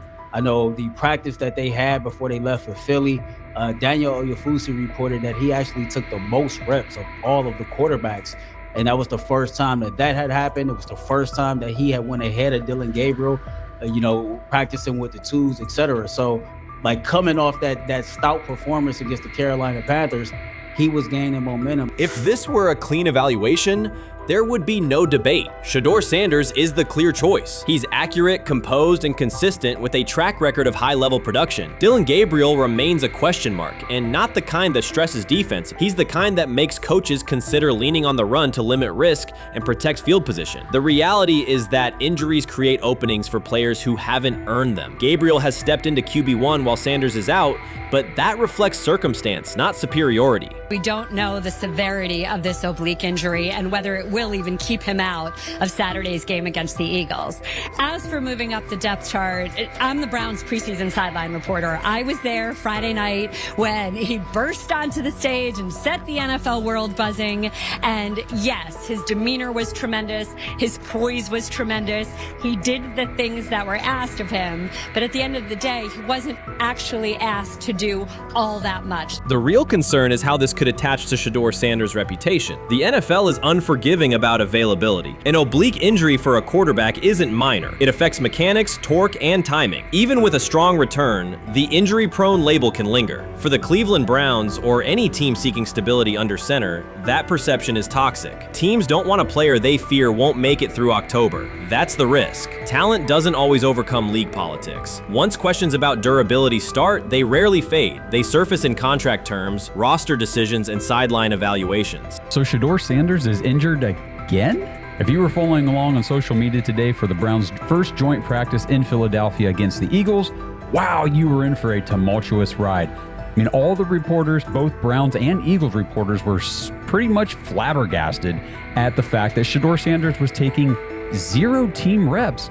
during the day, and even Tyler Huntley was getting team reps instead of Shedeur. And then it came out, obviously, you know, everybody's speculating. There's people calling for Kevin's jobs, and before I go any further, I don't blame anybody. Ever. Meanwhile, Dillon Gabriel's numbers should be sidelining him, not elevating him. A 32% completion rate isn't a dip, it's a warning sign that points to issues with field vision, timing, and receiver cohesion.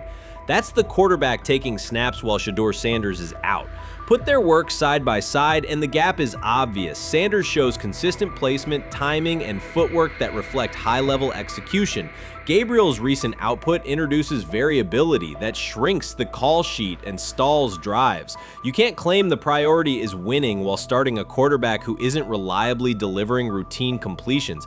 Fans recognize it, receivers lose confidence and tempo when targets are off, the offensive line's urgency fades when protection doesn't translate into productive throws, team belief in the quarterback is fragile, and once it erodes, a season can come apart quickly. We could be looking at, 3/4 of Snoop and maybe 1/4 of Dillon Gabriel. Not really exciting for the fans. Of course, it would be nice to see what Dillon looks like. Did spend third-round capital on him. Gabriel, but and you're a rookie, is not going to be you on want this to get team. healed. You want the reps. You want to take these reps. So what do you do to prepare yourself and get ready? Because, man, when rookies get injured, it's like these reps are so valuable. Yeah, sets them back a lot. We do have some video here. Mike Garafolo had some video of Jalen Hurts kind of helping Shedeur use his cart to get off the field here. Shedeur Sanders changes the entire equation. His presence under center keeps defenses honest, keeps teammates engaged, and expands the coaching staff's options. You can call vertical shots, open the playbook, and control the game's tempo. Dillon Gabriel limits that. With him, the playbook narrows, drives stall, and the defense ends up on the field too long trying to compensate. The Cleveland Browns are not in a position to gamble at quarterback. This is a franchise with a difficult history at the position. With Gabriel, the issues are visible from the stands. A 32% completion rate won't jump to 60% with a few extra reps. If anything, it will decline as defenses present looks they would not risk against Shedeur. And that's the core issue. Shedeur Sanders at 80% is still a better quarterback than Dillon Gabriel at his best. That isn't exaggeration, it's the numbers. If Sanders is a 70% passer when healthy, even a drop to 60% keeps him well ahead of where Gabriel is now. Yet the team is rolling with the quarterback who isn't delivering routine completions. Every week Sanders is out, his hold on QB1 loosens. That's the hard truth. The longer Gabriel stays in the role, the more coaches cite continuity and chemistry to cover what's happening on the field. Every throw and every drive has to be a statement, not just to win, but to erase any notion that Gabriel is a legitimate alternative. In the NFL, QB1 isn't handed back because you used to be the best option. You have to take it. Started off with some positive news for Shedeur, and then it kind of just went left real quick. Shedeur got the news early on that if Dillon Gabriel couldn't go, he would get his second straight start in the Saturday preseason game against the Philadelphia Eagles, and then he went on to injure his oblique. For the fans who don't know exactly what part of the body the oblique is at, and what that injury is, and how it can impact the quarterback, can you explain to them what is an oblique injury? It's like up in this area, right? Well, you can't see me, but like right up in here, when you go to throw, like obviously that's all that. So the truth is straightforward. The Cleveland Browns, or any team in this situation, aren't going anywhere meaningful with Dillon Gabriel under center. You can frame it as progress and point to selective highlights, but reality will level it out, and by then the season is already slipping. Shedeur Sanders is the difference between a team with a path forward and a team playing out the schedule. He reads coverages, delivers on-time throws, and forces defenses to respect every level of the field. Gabriel turns the offense into guesswork. The NFL is built on results, and the results are clear. Gabriel's 32% completion rate functions as a warning sign. It doesn't need context, a clinic, or a film session to explain. It signals inefficiency that stalls drives and compresses the playbook. Yet he has been handed the role Shedeur established through precision, composure, and production. That decision undercuts the stated goal of winning. With Sanders, the offense retains structure, rhythm, and threat. With Gabriel, it narrows and exposes the defense to longer stretches on the field. I view things as I got time. I got time to be able to grow and mature, and be able to understand the ins and outs of the defenses and be able to get the good insight from the vets in the room. So I look at it as, a plus. And whenever, it's time for me to play. Shedeur Sanders rolled into Browns camp and instantly made the whole practice feel like a recess pickup game. NFL vets suddenly looked like they'd forgotten the playbook and were just trying to keep up. With that being said, I see some balls coming out of Shedeur Sanders at that camp, and I'm like, kind of looks like a guy. Yeah, I'm reading. He can sling it. Read the teeth. I see him, some of the veterans, how they talk to him, mic'd up, see what he's doing in the community. Talking about Njoku there? Njoku, Mike Napier. Once you see, different little interactions and things like that, I know he has the talent. We'll see. It'll be a competition that usually brings the best out of guys, especially young guys. So I'm interested to see how that quarterback situation. Right after Shedeur Sanders tightened his cleats and the Browns settled in for what they figured was a routine camp day, the whole vibe tilted sideways. No blazing comet, no UFO touching down at midfield, just a swagger-charged quarterback striding in like he'd crashed the wrong league and thought, yeah, I'll stick around and run this show. The Browns had no clue what storm was rolling in. You'd expect an NFL team to do a quick scout, maybe pull up a highlight reel or two, but nope. They greeted Shedeur with a shrug, only to watch him seize the field on snap one and run the whole operation like a seasoned pro. First and foremost, he's been the best quarterback in camp. Now look, Joe Flacco ain't had many opportunities. There was a whole day I saw he didn't throw the ball at all. Here's my theory on the situation. They already know who's starting in the number 2 is. They already know. Joe Flacco and Shedeur Sanders is already locked up. You're missing the boat, people. You're missing the boat.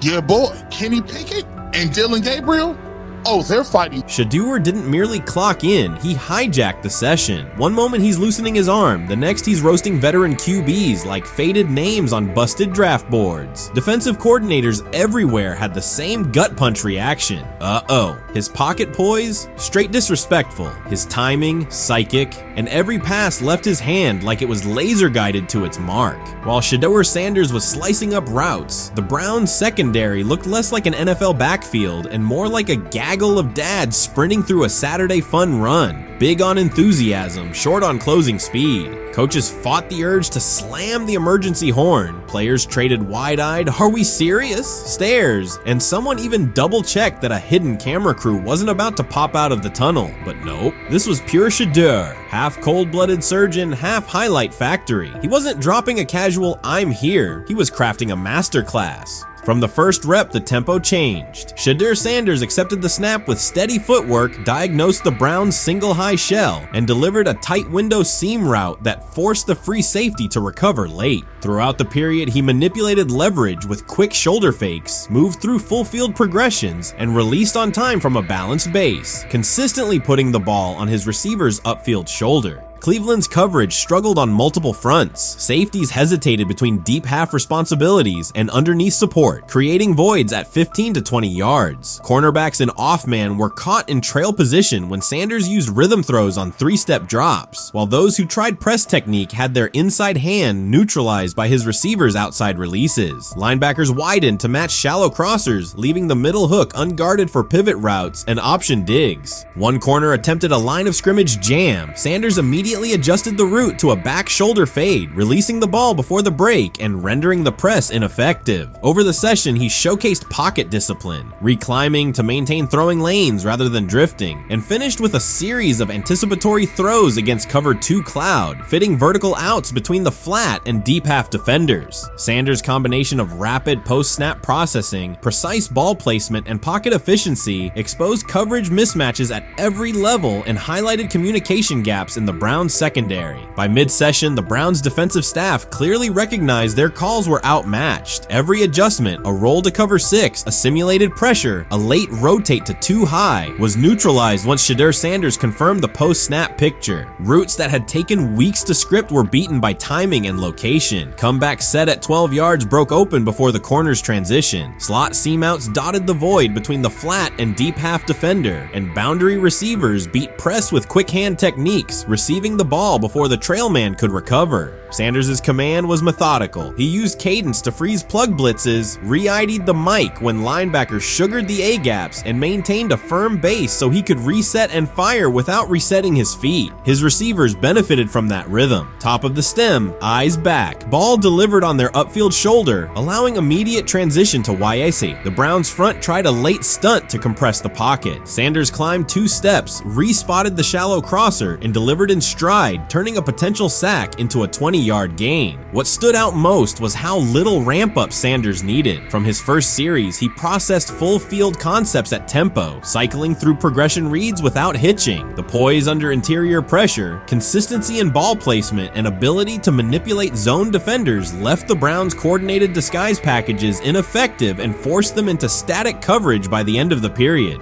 In short, Sanders' efficient mechanics, rapid processing, and anticipatory accuracy rendered Cleveland's defensive game plan ineffective at every level, from pre-snap disguise to post-snap spacing. Imagine there's many people that think Dillon Gabriel's a better quarterback than Shedeur Sanders. I don't care where they were drafted. And if the Browns are the one team that thinks that, then I'm going to suspect it's not true. They don't know what. Listen, I've been on every quarterback evaluation for 30 years. Right. I never root against anybody. Yeah. But I'd be surprised if Dillon Gabriel's ever a legitimate starting quarterback for the Cleveland Browns. I'd be surprised. I just don't think. Well, then it is a wasted pick because you took him in the top 100. Yeah, but potentially. Yeah. May get away with it because of Shedeur. An edge rusher chirped at Shedeur Sanders between snaps, hoping to shake his rhythm. On the very next play, Sanders answered with a 30-yard laser, a deep dig from the boundary side that split the single high safety and the trailing corner. He hit the top of a 5-step drop, kept a firm base, and delivered on time to the receiver's outside shoulder, turning what should have been a routine rep into a sudden change explosive. From that moment on, every coverage wrinkle the Browns tried, rotating from cover 3 to quarter half, flashing a Tampa 2 shell, mugging both A-gaps, was met with a precise counter. When corners pressed, Sanders adjusted the route to a back shoulder fade. When safeties widened, he checked to a glance post. When linebackers bailed, he found the running back on a delayed option out of the backfield. Even late simulated pressures couldn't move him off his spot. He simply climbed, reset his feet, and fired. As Cleveland's defenders rotated through checks, Sanders manipulated them with cadence and eye discipline. He froze weak side safeties long enough to create intermediate windows, then feathered the ball into those lanes before help could arrive. When the Browns finally dropped 7 and matched every route, Sanders tucked the ball and converted 2 separate 3rd and 6 situations on the ground, reminding everyone that his mobility is as calculated as his arm. By the end of the session, the defensive coordinator's call sheet looked obsolete. Sanders had neutralized blitz looks, exposed spacing issues in zone, and forced the unit into static base coverage just to survive the period. It wasn't a camp drill anymore. It was a clinic on timing, processing speed, and controlled aggression, delivered snap after snap by a quarterback who never needed a warm-up lap to own the field. They never planned on taking him. The problem is, like Ocho Cinco said, you got somebody that has endeared himself to the locker room. And guess what? The difference between him and Tim Tebow, the biggest one, is he can play. He can throw the ball. Tim Tebow running around being an H-back. He can throw the ball. And he's done everything he needs to do. He ain't saying nothing. He ain't rocking the boat. He ain't mad about the reps. He ain't mad about none of that. All the people out there want to see is this, like Tyler said earlier. We want to see what he can do with Jerry Jeudy. That's it. I want to see what he can do with David Njoku. I want to see him with Junkins. I want to see him with the first running backs. If you are cooking, if you are beating down the doors with the 3s and 4s, guess what? You deserve more. From the first team period on, Cleveland's secondary looked a step slow. A deep third safety hesitated on a post-snap rotation, leaving Shedeur Sanders free to climb the pocket and fire a 22-yard out that arrived before the defender could plant and drive. The supporting cast around him, players fighting for roster spots, not Pro Bowl invites, benefited from his command. Sanders used tempo to control the defensive front, altered protections at the line, and located throwing lanes so quickly that one receiver didn't register the catch until he crossed the goal line. As the Browns tried new personnel groups, coverage busts multiplied. Starters slipped out for hamstring stretches while rookies rotated in, only to find the ball arriving on their blind side before they'd completed a midpoint squeeze. On a later 3rd and long, Cleveland finally closed the interior rush lanes, compressing the pocket with 3 defenders. Sanders pivoted through the traffic, stepped into a narrow escape window, and, without resetting his shoulders, whipped a no-look pass to the boundary curl for a fresh set of downs. The throw turned a potential sack into an explosive play and left the coaching staff scrambling for answers. The people who are fascinated by Shedeur for whatever reason, whether it's his play, I guess, last year was kind of fun. If you're just like a guy who grew up like loving Deion Sanders and passed that love on down to your kids, I can see why you're like that. The one thing I will give them is you're looking at this quarterback room. If you're a fan of Shedeur and say, why can't he go beat Dylan Gabriel or Joe Flacco or Kenny Pickett? So I do understand that part of it, right? Because why not? Why couldn't he be the Brown starter in October or November? That looks like a quarterback room where everyone will get a chance to start. That's exactly what he says. I'm told the footage of Shedeur Sanders meeting with the Giants is so bad that both the Browns and the Sanders family have threatened legal action if it is published. The New York Giants have released audio from their draft interview with Shedeur Sanders, and the disclosure has drawn intense public reaction. Fans want to know whether Sanders made critical remarks and why the Giants shared material that should have remained confidential. This situation revolves around an open microphone, contentious comments, and the broader implications of the leak. The New York Giants published a brief, edited segment from their interview with Shedeur Sanders and withheld the remaining footage. Observers are debating whether this was a strategic public relations decision or an attempt to discredit him. The team has offered no additional explanation, and many fans view the limited release as inadequate and potentially misleading. They are demanding full transparency and accusing the organization of orchestrating a negative narrative. While criticism of Sanders is vocal, his supporters are responding with equal intensity. There was another team that he sat down with. What do you mean it didn't go well after that? So, he was pissed that they did that to him. They did that to him. He counter-confronted the them. same thing they do to every other quarterback prospect. They did that to him. They slide in a mistake to see if you catch it. Right. And so because you're the quarterback. But he didn't take it as a correction. He took it as like he got pissed off. Yeah, and it's like so here's another one. So another one was, he throws a bad interception, and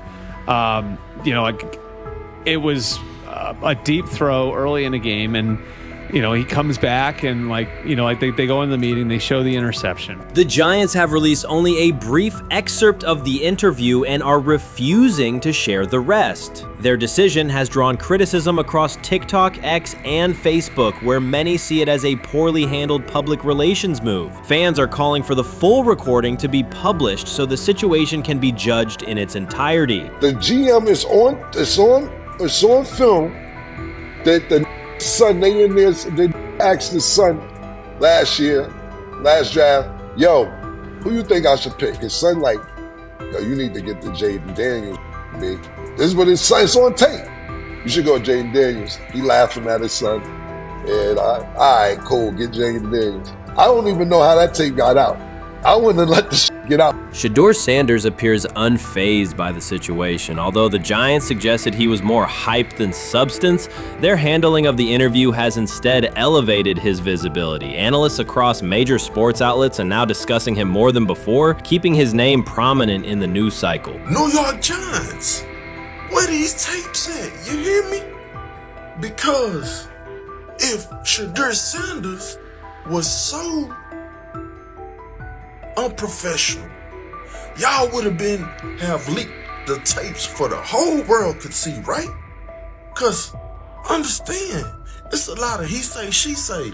But one thing I do know, as a young black man growing up in this world, being straightforward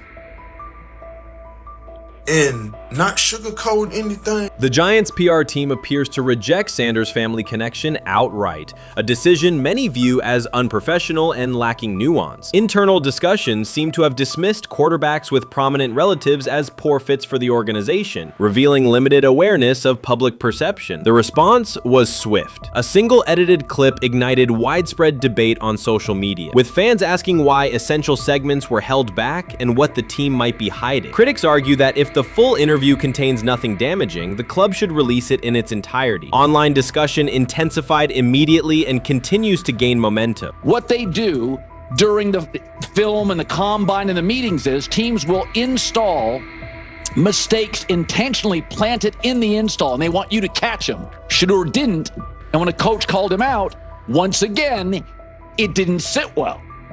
It's like, bro, there's not many teams needing quarterbacks, especially since Pittsburgh appears to have a deal with Aaron Rodgers and Tennessee's getting Kale Moore. The Giants' decision to withhold the full interview has produced an unintended result. Instead of diminishing interest in Shedeur Sanders, it has intensified it.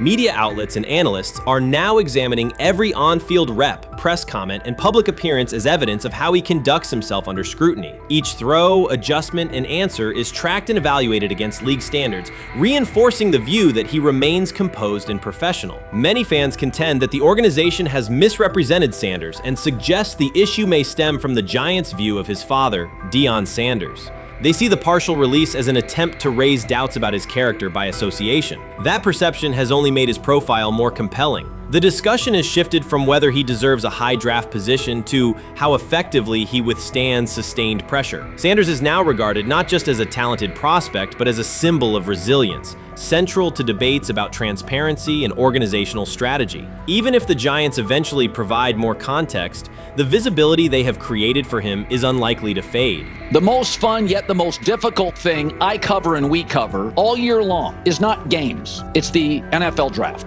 Because I've said this many times, you get lied to for a month to 2 months up to it. And so often during the draft, and every few drafts, there's a guy that really falls, precipitously falls. This year it was Shedeur Sanders, it's been Aaron Rodgers, it's been Dan Marino. Every few years somebody falls a lot. And so, but those stories don't come out until like the fall. Criticism of Shedeur Sanders from within the Giants organization has become increasingly public. Team communications appear focused on casting him as an overhyped prospect, whose character should be questioned, a narrative that seems aimed at shaping opinion rather than assessing performance. Yet each selective release or negative remark has instead amplified attention on Sanders and elevated his reputation. Efforts to confine him to a narrow, unfavorable image continue to produce the opposite effect, reinforcing his position as an underdog who endures external pressure. The debate has shifted from football analysis to broader concerns about narrative control and transparency. Fans, reporters, and online communities are still urging the Giants to publish the full interview,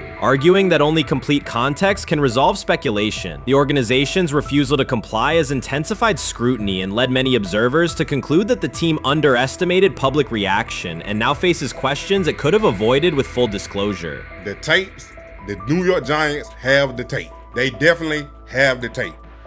It's confirmation that they had the tape. Shedeur didn't do nothing. It's what they saying he did. I'm gonna tell you what these mixed reaction right here. So we already know about the New York Giants, but the Pittsburgh Steelers head coach Mike Tomlin reported admired Sanders' talent, but hesitated to draft him due to previous challenges with quarterbacks like Russell Wilson and Justin Fields, leading to more cautious approach. Las Vegas Raiders. Sanders met with Raiders at the NFL scouting combine and expressed enthusiasm about potentially joining the team. His familiarity with the West Coast offense and quick release was noted positive, though concerns about his ceiling. Hours after the Giants posted that short audio clip, the timeline never slowed. Comment threads filled with frame-by-frame breakdowns, lip-read attempts, and side-by-side comparisons of what was said versus what was left out. Reporters called league contacts. No one could explain why a franchise would stir this level of curiosity only to seal the vault. Each refusal sharpened focus on Shedeur Sanders, turning routine throws into national talking points. Analysts kept circling back to the same note. His cadence at the line looks unchanged, steady against the noise. Hashtags demanding the full interview, trend drop, and trend again. Podcast hosts bump scheduled segments to lead with the leak. Rival teams get asked how they would handle a similar situation, then quietly check their own archives. Inside Giants headquarters, the plan to shape the story looks less like strategy and more like a slow burn spotlight they can't switch off. And now every preseason snap, every media availability, every stray sideline camera angle gets fed into a loop that asks, what are they still hiding? The file remains locked. Curiosity keeps compounding. Until someone presses upload or steps to a podium and explains the redactions, the subject drifts away from depth charts and play design, fixing instead on secrecy, control, and the risk of underestimating how fast attention turns pressure into permanence. Momentum isn't fading, it keeps recalibrating, louder, impossible to mute. Many observers declared Deion Sanders was finished. They argued that his public style attracted unnecessary attention, that his health had deteriorated too far, and that his coaching career was approaching an abrupt conclusion. They misread his resolve. When speculation intensified, Sanders did not schedule a press conference or issue a formal statement. Instead, he released a short video recorded at his Texas home, walking alongside recording artist Lil Wayne. The footage established two facts. Although Sanders still walks with a limp, he remains active, and he intends to return to the sideline.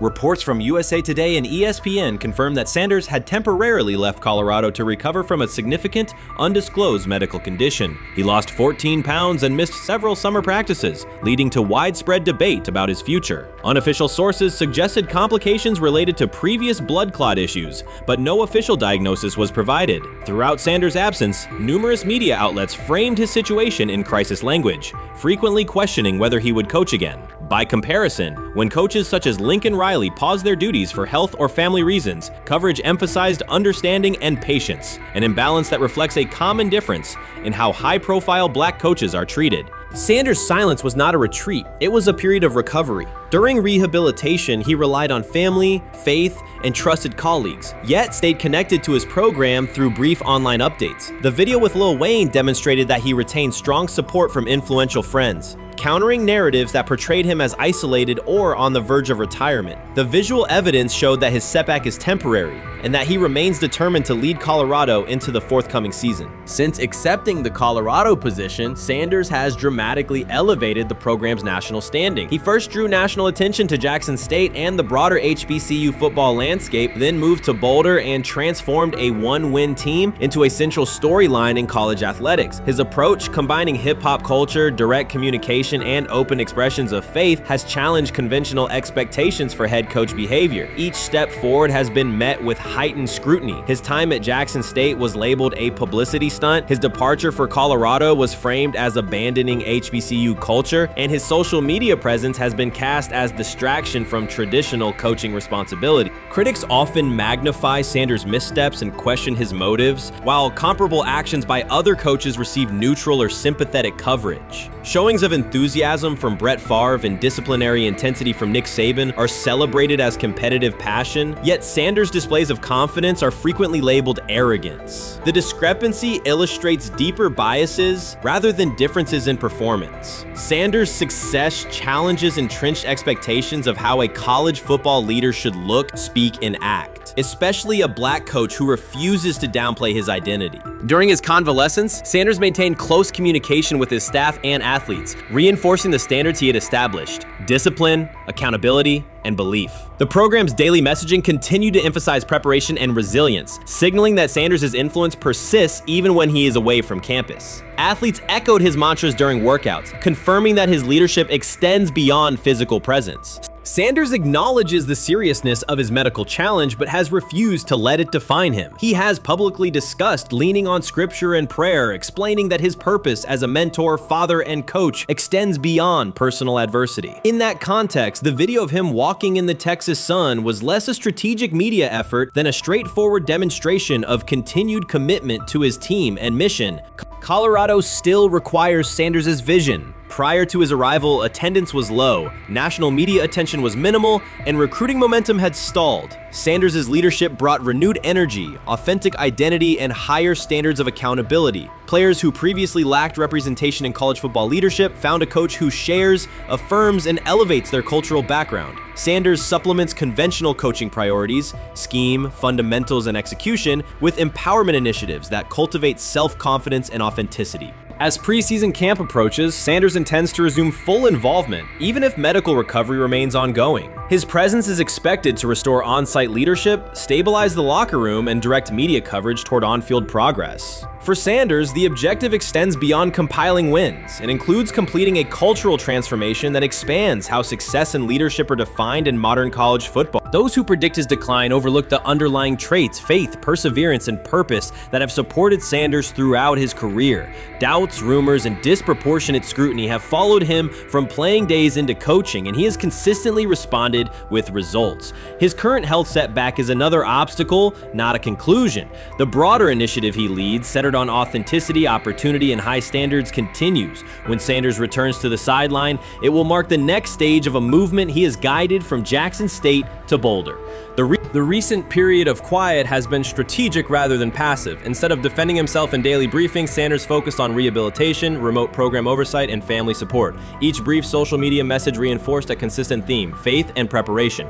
He has articulated gratitude for medical professionals and has reiterated that his mission at Colorado is unfinished. His public references to scripture have been direct but measured, aligning with his long-standing practice of integrating faith into leadership. By walking through his ranch with Lil Wayne, Sanders signaled continuity. The clip underscored that influential supporters remain engaged, that Sanders' broader network values his vision, and that he remains capable of navigating physical challenges. The visible limp was not evidence of imminent retirement. Rather, it documented the reality of ongoing recovery and the resilience with which he approaches each obstacle. Colorado's athletic administration and football staff continue to affirm Sanders' program direction. Recruitment communications cite his established record in fostering cultural relevance and national exposure. Prospective athletes respond to a coach who presents a transparent path to development, both on and off the field. Current players refer to Sanders' coaching points with clarity, citing specific drills and expectations that remain unchanged during his absence. These indicators demonstrate that the core structures Sanders implemented are functioning, and that his return will be an amplification, not a restart. Criticism regarding Sanders' public persona often conflates media style with coaching substance. Analysis from opponents suggests that social media engagement dilutes football preparation, yet Sanders' staffs emphasize time management and delegation. Defensive and offensive coordinators handle in-game adjustments, while Sanders directs overall culture, recruitment, and leadership. He has articulated that visibility serves to amplify program accomplishments and enhance player opportunities, not replace strategic football planning. Some commentary has attempted to reframe Sanders' health issue as evidence that his coaching model is unsustainable. The argument ignores the documented health challenges faced by numerous coaches across levels of competition. For example, college coaches recovering from heart procedures or joint replacements have returned to successful seasons after appropriate medical clearance. Sanders' case follows a comparable trajectory. Medical complications require temporary separation, structured rehabilitation is prioritized, and a managed return is planned. Institutional medical protocols at Colorado dictate clearance requirements. Sanders will meet those before resuming full sideline duties. Colorado's players have expressed public confidence in Sanders' eventual return, citing regular virtual check-ins and continued accountability. Several athletes noted that positional meetings included recorded messages from Sanders reinforcing tactical goals and personal discipline. These details confirm that Sanders has remained actively engaged, albeit remotely, and that team culture remains aligned with his principles. Looking ahead, Colorado's schedule will attract national attention, both for on-field competitiveness and the storyline of Sanders' comeback. Analysts will evaluate how quickly he reestablishes day-to-day rhythm and whether his physical limitations influence practice oversight. Internal planning accommodates gradual escalation of responsibilities, with medical staff and strength and conditioning personnel contributing to phase reintegration.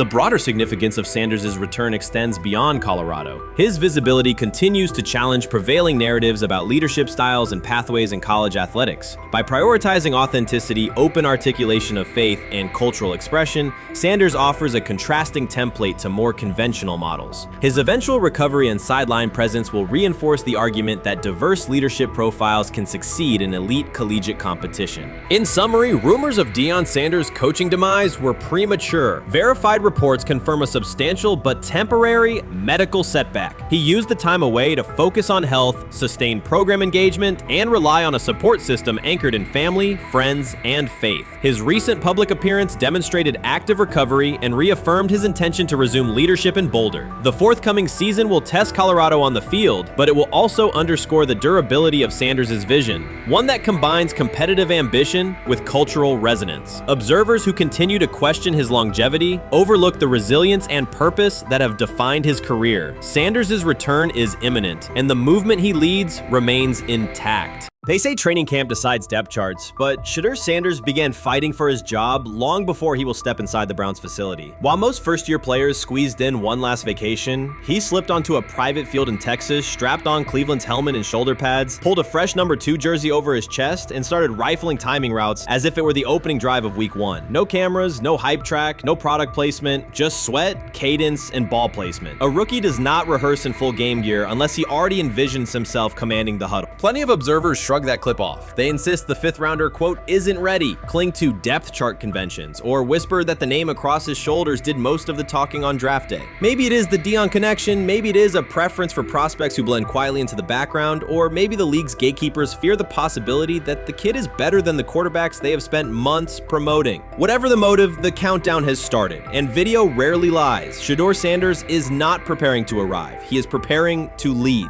Footage of a 22-year-old quarterback running live reps in July should dominate highlight loops, but it barely registers on national outlets. Why? It ruins the tidy narrative. The easy storyline paints Shedeur as a pampered legacy prospect banking on his father's fame. Yet the tape shows something different. A rookie drenched in afternoon heat, drilling footwork, calling protections, and imagining cover 2 rotation before the first official meeting ever takes place. Elite mental prep looks boring on social feeds. It looks devastating when the season starts. Walk into Cleveland's quarterback room and you step into politics, not simply competition. Joe Flacco, a Super Bowl MVP in decline, carries institutional trust. Kenny Pickett, rescued from Pittsburgh's reset, carries hometown intrigue. Dillon Gabriel, the 3rd-round system fit, carries draft capital the staff must justify. And then there's Shedeur, the lightning rod whose presence alone spotlights every bias in the evaluation process. Coaches frame it neatly. Rookies must wait their turn. The truth is less polite. Practice snaps are currency. Perception is elastic, and early allocations already favor Pickett and Flacco. It is the oldest playbook in the league. Lock vets into the headline roles before pads even crack. Then let repetition shape reality.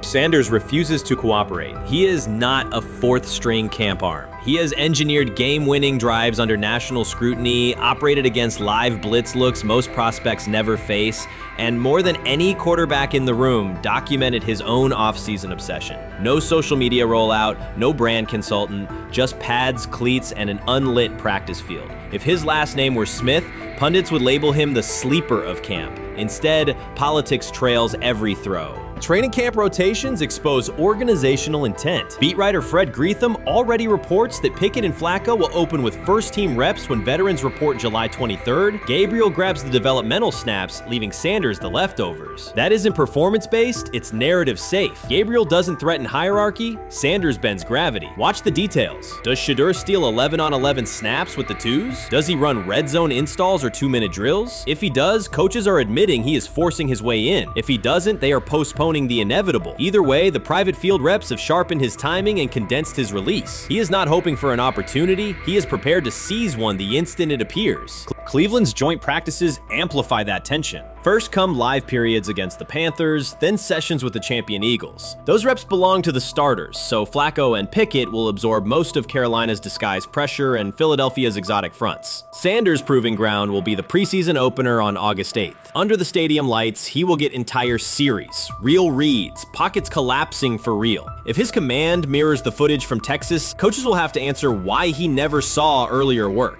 Reps are scarce. 10 padded practices separate veteran arrival from game 1. Even an even split, something that never happens, would hardly suffice. Instead, the staff will funnel snaps toward the comfortable choices. That strategy can bury a rookie, but it can also spark an eruption when limited opportunities turn into highlight drives. One flawless touchdown march in the second half of a preseason game, and the dog pound will chant his name. Then the staff's narrative control evaporates. Criticism of Sanders has never matched the scrutiny applied to his peers. Analysts nitpick a ball pat, a foot angle, a pump fake, Pickett's inconsistency, Flacco's diminishing velocity, Gabriel's college system crutches. Discuss politely, if at all. With Shedeur, the critiques arrive as coded doubts. Does he rely on the family brand?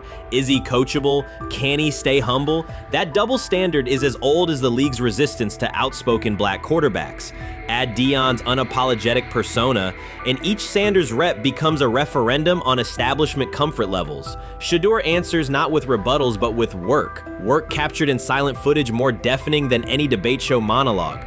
Quarterback drama masks broader roster cracks. The Browns receiver group is crowded yet unproven. The safety room failed to create turnovers a year ago. Interior defensive linemen are still rehabbing, and the offensive line must retool on the fly. Which quarterback can navigate that turbulence? Flacco's pocket mobility is limited. Pickett's confidence remains fragile. Gabriel is months away from processing NFL disguises. Sanders, forged by perpetual doubt, offers poise under chaos and meticulous preparation, a combination this franchise has lacked since, well, almost forever. Forget politics, depth chart etiquette, and recycled sound bites about developmental timelines. The only metric that counts now is who did the work. Sanders pounding through full gear scripts in late June is not vanity, it's vision. While the league sleeps, he refines his drop steps. While media speculate, he rehearses third down checks. He has already decided what he is. The organization must decide if it can recognize it in time. The preseason will provide the answer. Live bullets, real blitzes, stadium noise. When those throws leave his hand under pressure, no one will discuss ball pats or surnames. They will ask how a quarterback this prepared slipped to round 5. And if the performance matches the preparation, excuses about lack of reps will dissolve.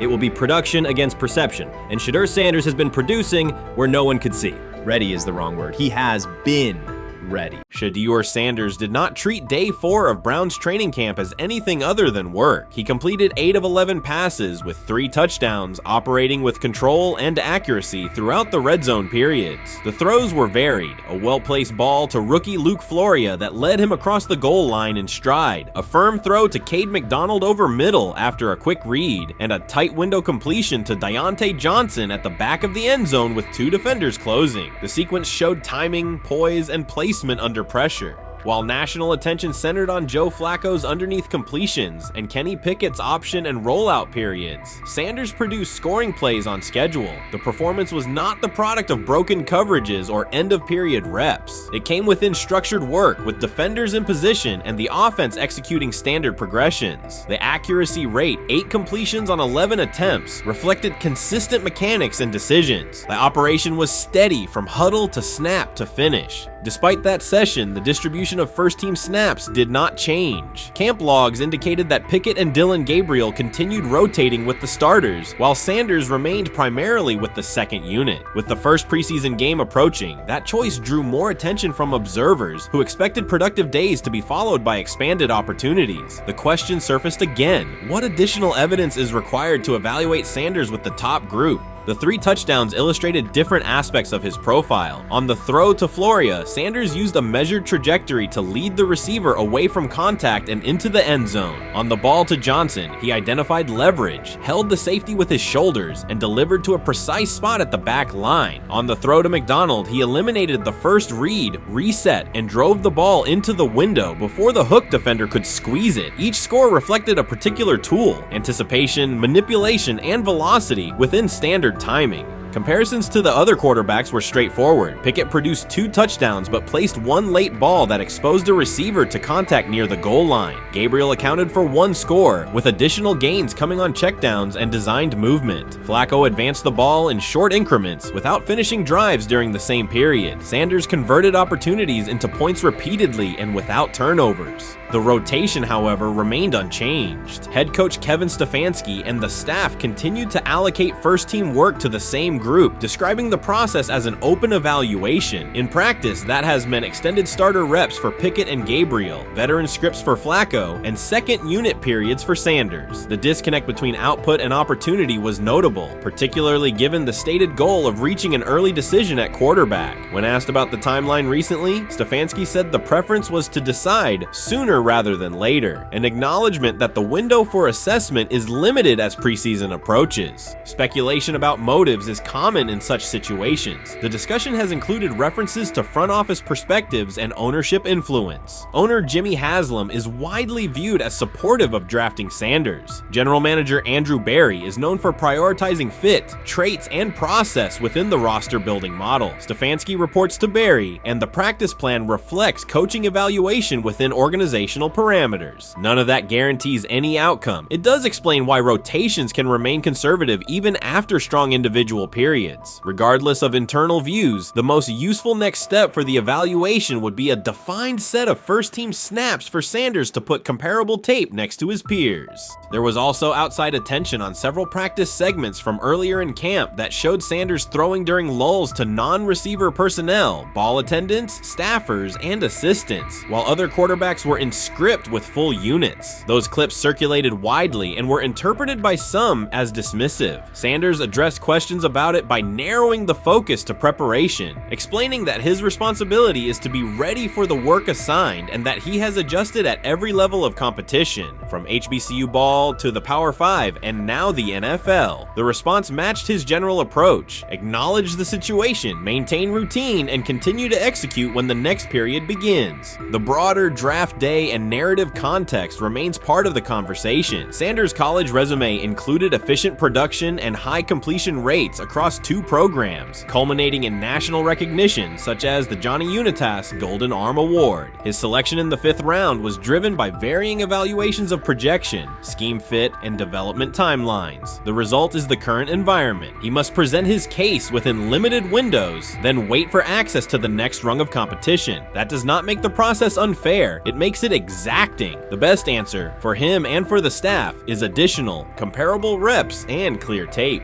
Fan reaction after day 4 was direct. Social accounts and comment threads filled with assessments that centered on performance rather than reputation. Sanders produced 3 touchdowns, avoided negative plays, and showed command in the red zone. Supporters pointed to that tape and asked for opportunities with the starters to verify whether the same rhythm carries over with the top receivers and linemen. The message was not about headlines. It was about the logic of evaluation in a compressed calendar. From an operational standpoint, Sanders' day reflected consistent fundamentals. His base was disciplined, his eyes matched his feet, and his timing aligned with route depths. On the Johnson score, he used a subtle shoulder turn to hold the safety before resetting and throwing to the back line. On the McDonald throw, the ball was out on the second hitch, arriving before the defenders could converge. On the Floria play, the arc and placement minimized the hit risk and maximized the run-through. Those are portable traits. They translate across units if the timing with receivers is established through reps. The staff's balancing act is real. They must prepare the presumed week 1 starter with sufficient continuity while also giving developmental players enough exposure to judge ceiling and floor. That tension is present in every camp. The cleanest path through it is to carve out defined first-team sequences for each competitor and evaluate the tape against comparable defenses and situations: high red zone, low red zone, 3rd and medium, and 2-minute. Sanders' performance on day 4 strengthened the case for such an allocation.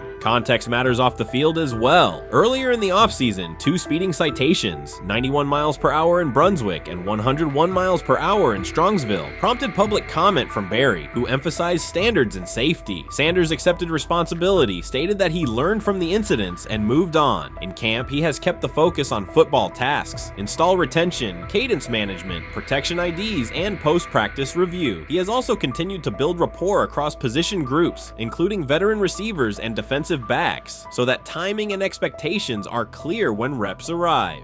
None of this diminishes the experience of the veterans in the room. Flacco has decades of film, Pickett has multiple seasons of NFL starts, and Gabriel brings mobility and a defined collegiate profile. It does, however, underscore the purpose of camp, to align decisions with current performance. Sanders produced the most efficient scoring period of the day. The next logical step is to see that operation with the starting unit, document the results, and compare them to the other candidates under the same conditions. The preseason opener will compress timelines further. Install packages expand, and coaches begin to narrow personnel groupings. If the objective is to identify the quarterback who can operate the offense most cleanly on Sundays, then structured exposure now will give the staff better information later. A small but deliberate set of first-team snaps for Sanders, scripted early downs, a third down sequence, and a red zone series would provide data without disrupting broader preparation. Until that occurs, Sanders can only continue to control process and execution. Day 4 showed what that looks like when opportunities align. Efficient reads, disciplined mechanics, and finishes in the end zone. He did not seek attention for the sequence. He put it on tape. If the evaluation remains consistent with the stated competition, comparable snaps should follow. If they do, the staff will have a clear, side-by-side measure. If they do not, the question from observers will remain the same. What more needs to be seen to justify the look?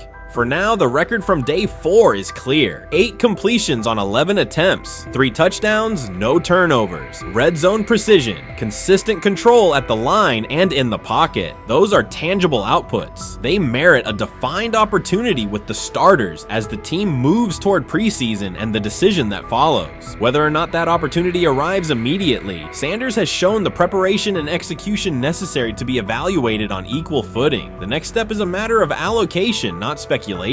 You made an interesting point. So I tend to have the drip, drip, drip. This was my Johnny Manziel theory, is that everybody makes mistakes, especially when you're young.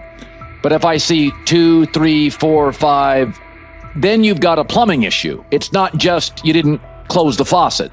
So there's about 6 pieces of video in college where Shedeur was a little bit of a brat, whatever. Then there's the legendary cringy draft room. Didn't love that as a B prospect. Then there's back-to-back speeding tickets, both over 90, and a missed arraignment. The NFL is navigating unexpected headlines after a former Browns coach publicly defended Shedeur Sanders in response to reports of multiple speeding tickets. The coach's statement has sparked extensive online debate. Supporters welcome the show of loyalty, while critics question the motive. Sanders now finds himself at the center of an unforeseen controversy, and observers want to know why a Cleveland coach is standing so firmly in his corner. The story is developing rapidly and continues to draw intense attention. When it came out that he got a speeding ticket, I said it's not really that big a deal. I feel very differently about it now.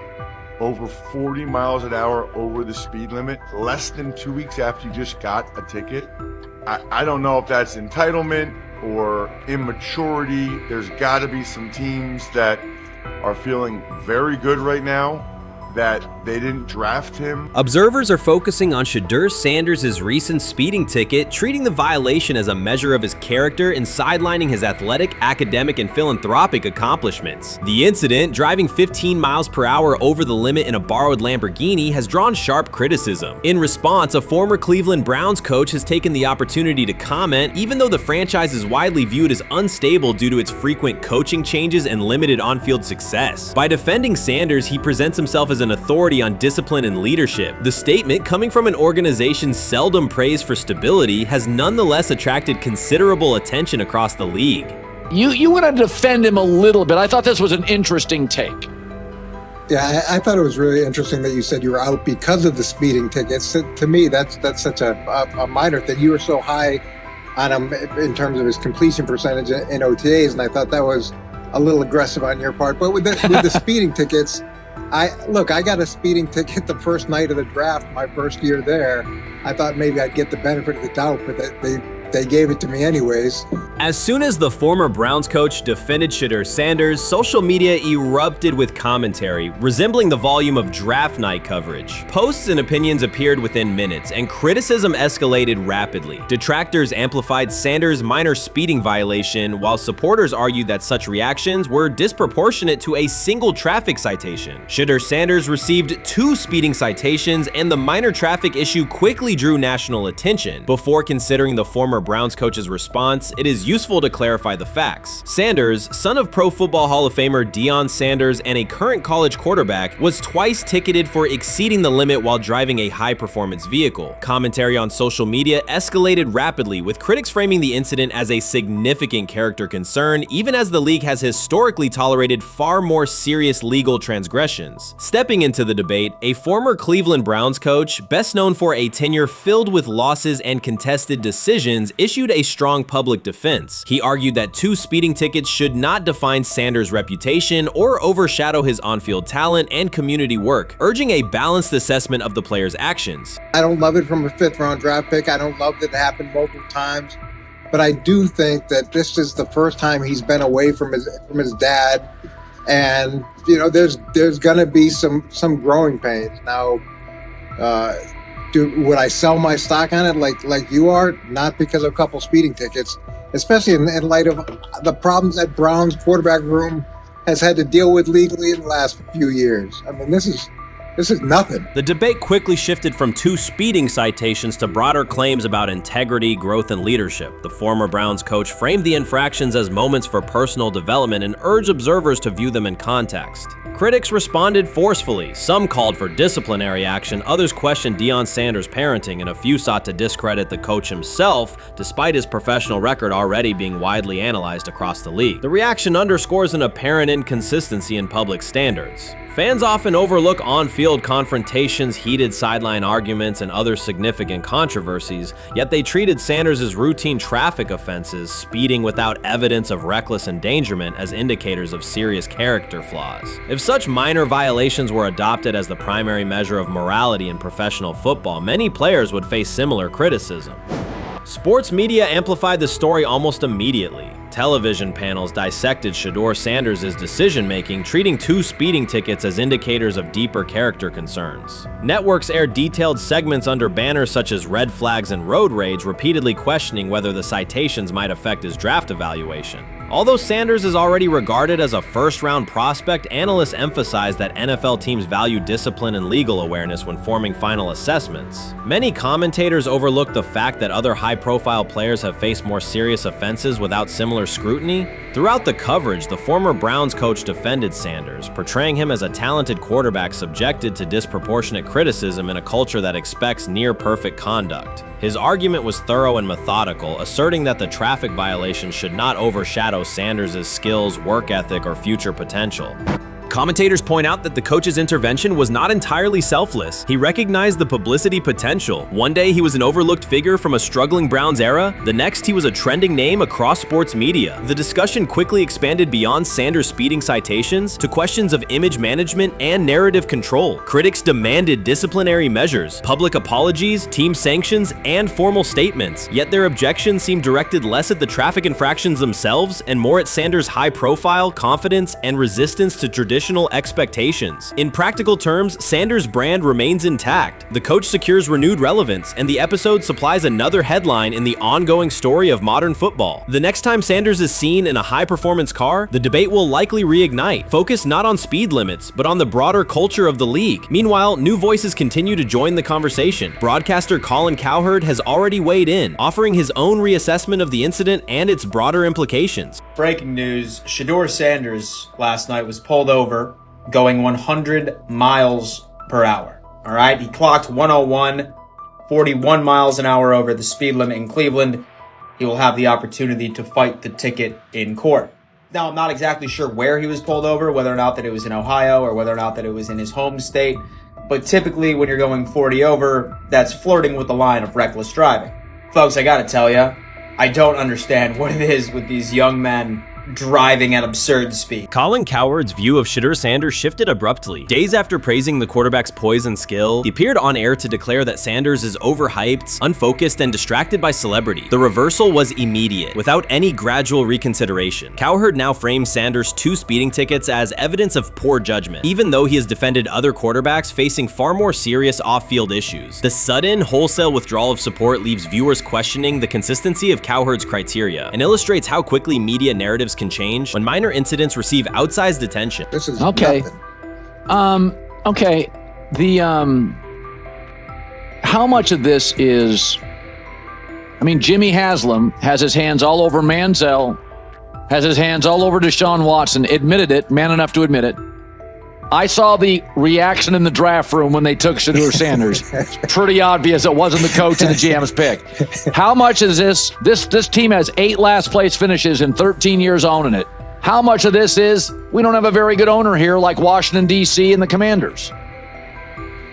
Yeah, I didn't love the owner stepping in and saying, you got to take this guy in the 5th round. And I doubt they'll ever admit to it. While Colin Cowherd urged teams to move on from Shedeur Sanders, former Browns coach Eric Mangini offered a more measured response. Mangini, whose tenure in Cleveland was marked by mixed results, used his platform to provide context rather than condemnation. Instead of sensationalizing the speeding violations, he encouraged viewers to consider Sanders' circumstances. A 21-year-old quarterback whose life is scrutinized both on and off the field. Mangini acknowledged that the tickets were mistakes, but emphasized that they do not by themselves define Sanders' character or future. He noted the extraordinary attention athletes received today, combining the responsibilities of quarterback, public figure, and social media presence. Under such pressure, missteps are magnified, and criticism multiplies quickly. Mangini concluded that any evaluation of Sanders should weigh the totality of his behavior, performance, and growth, rather than isolate 2 traffic citations as decisive evidence of poor judgment.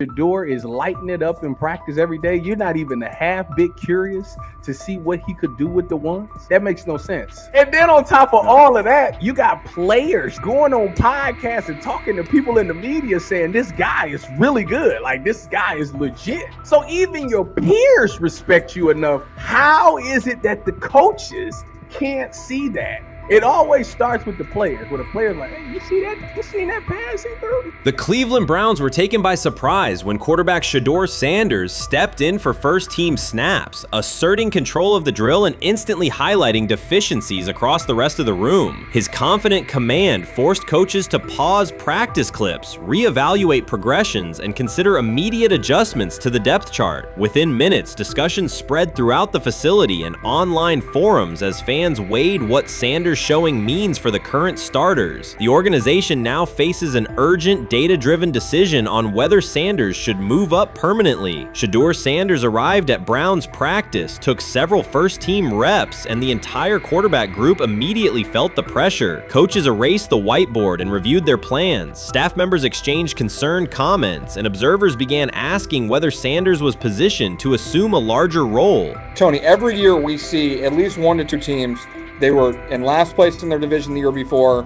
No one thought they'd be good, and then they were good. It almost seems like no one's even assuming the Browns can be that, but we see it happen every year. And I get the quarterback stuff, but like, correct me if I'm wrong, Tony. The Browns are trying to run the football, play good defense, not turn the ball over in the passing game, and try and take advantage when they can, correct? That's what they're trying to do. That was the 2020 offense. The Cleveland Browns are still searching for stability at quarterback. Deshaun Watson is yet to deliver consistent starter-level production that justifies his contract, and each game renews doubts about whether he can regain peak form. Behind him, rookie Dorian Thompson-Robinson shows promise but remains inexperienced and unpolished. Coaches are evaluating alternatives each week and may need to adjust the depth chart if progress stalls. The roster around them is built to contend now, so ongoing uncertainty under center is increasingly costly. As we talk about, we do believe in best player available. We do believe in positional value, and we didn't necessarily expect him to be available in the in the 5th round, and so we love adding competition to every position room and adding him to compete with the guys that are already in there. We felt like that was the appropriate thing to do. The Browns quarterback group is unsettled. Deshaun Watson has yet to provide the reliable, high-level play his contract demands, while rookie Dorian Thompson-Robinson remains promising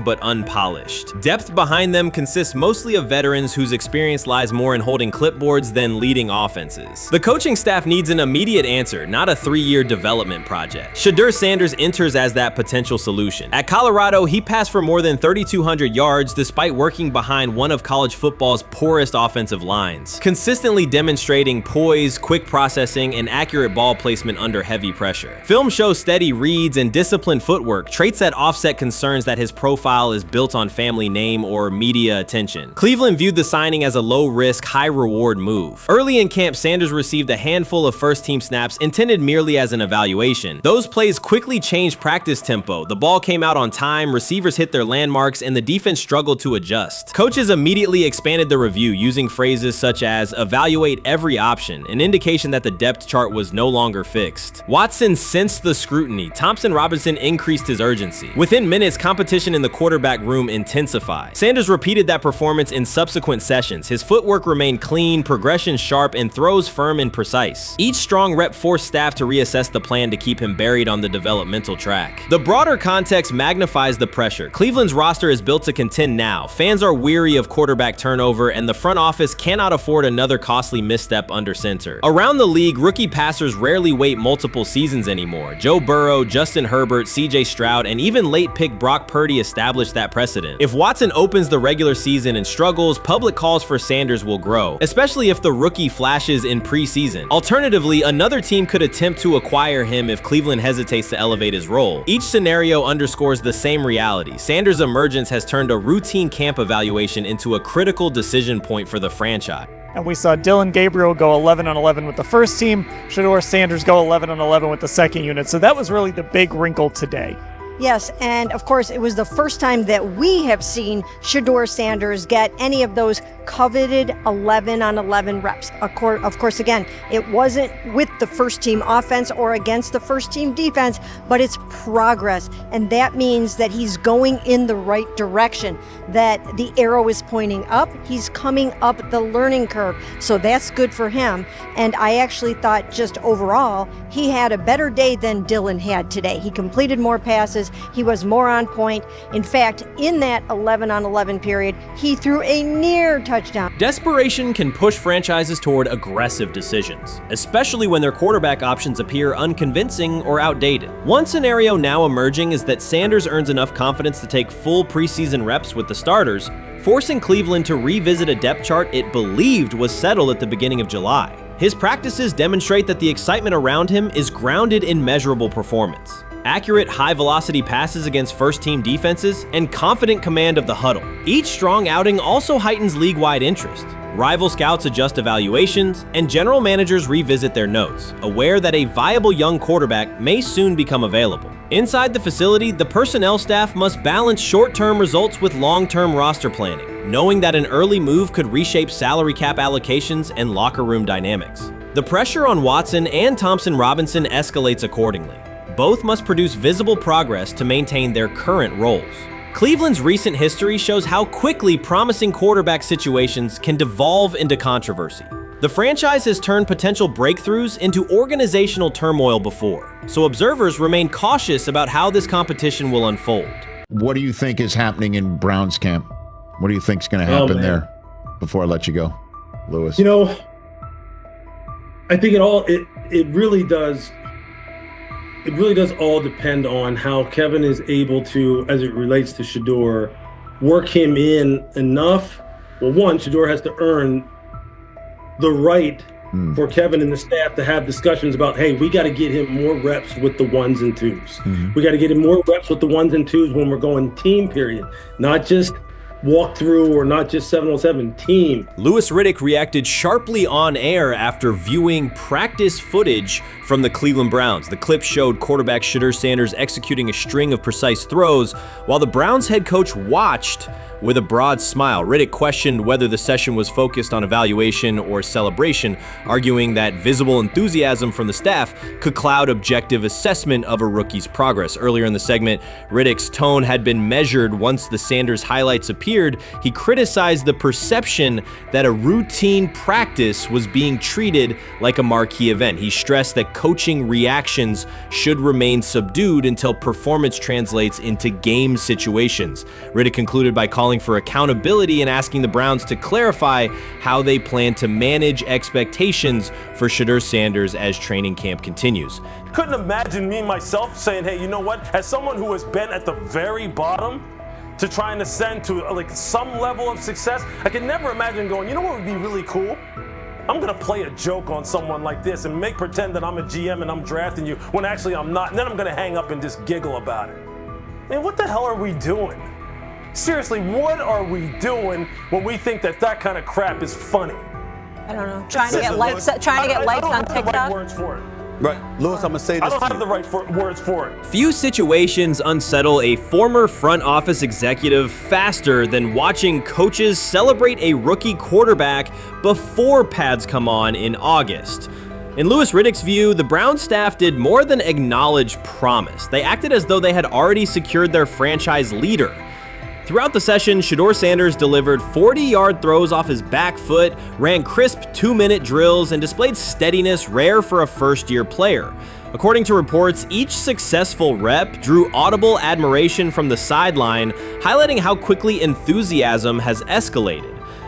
When Riddick reviewed the same practice tape and heard the glowing comments, he challenged the reaction on live television. He argued that a few controlled drills should not override the methodical scouting and development work that normally guides roster decisions. Riddick's criticism focused less on Sanders' talent than on the evaluation process. He warned that comparing a prospect to established stars or joking about renaming the stadium creates pressure before the player has taken an NFL hit, faced a disguised coverage, or logged a preseason snap. Praising potential is acceptable, he said, but anointing a savior in July risks repeating the organization's history of premature quarterback expectations. Sanders brings confidence shaped by his father's legacy and his own disciplined preparation, yet Riddick insists that progress must be confirmed over time.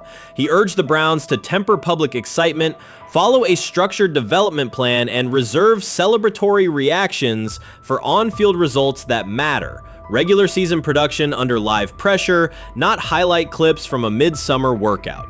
He has to earn that. Kevin has to figure out a way to do that. So then you can reasonably assess what you have in him compared to Dylan Gabriel, compared to Kenny, compared to Joe Flacco.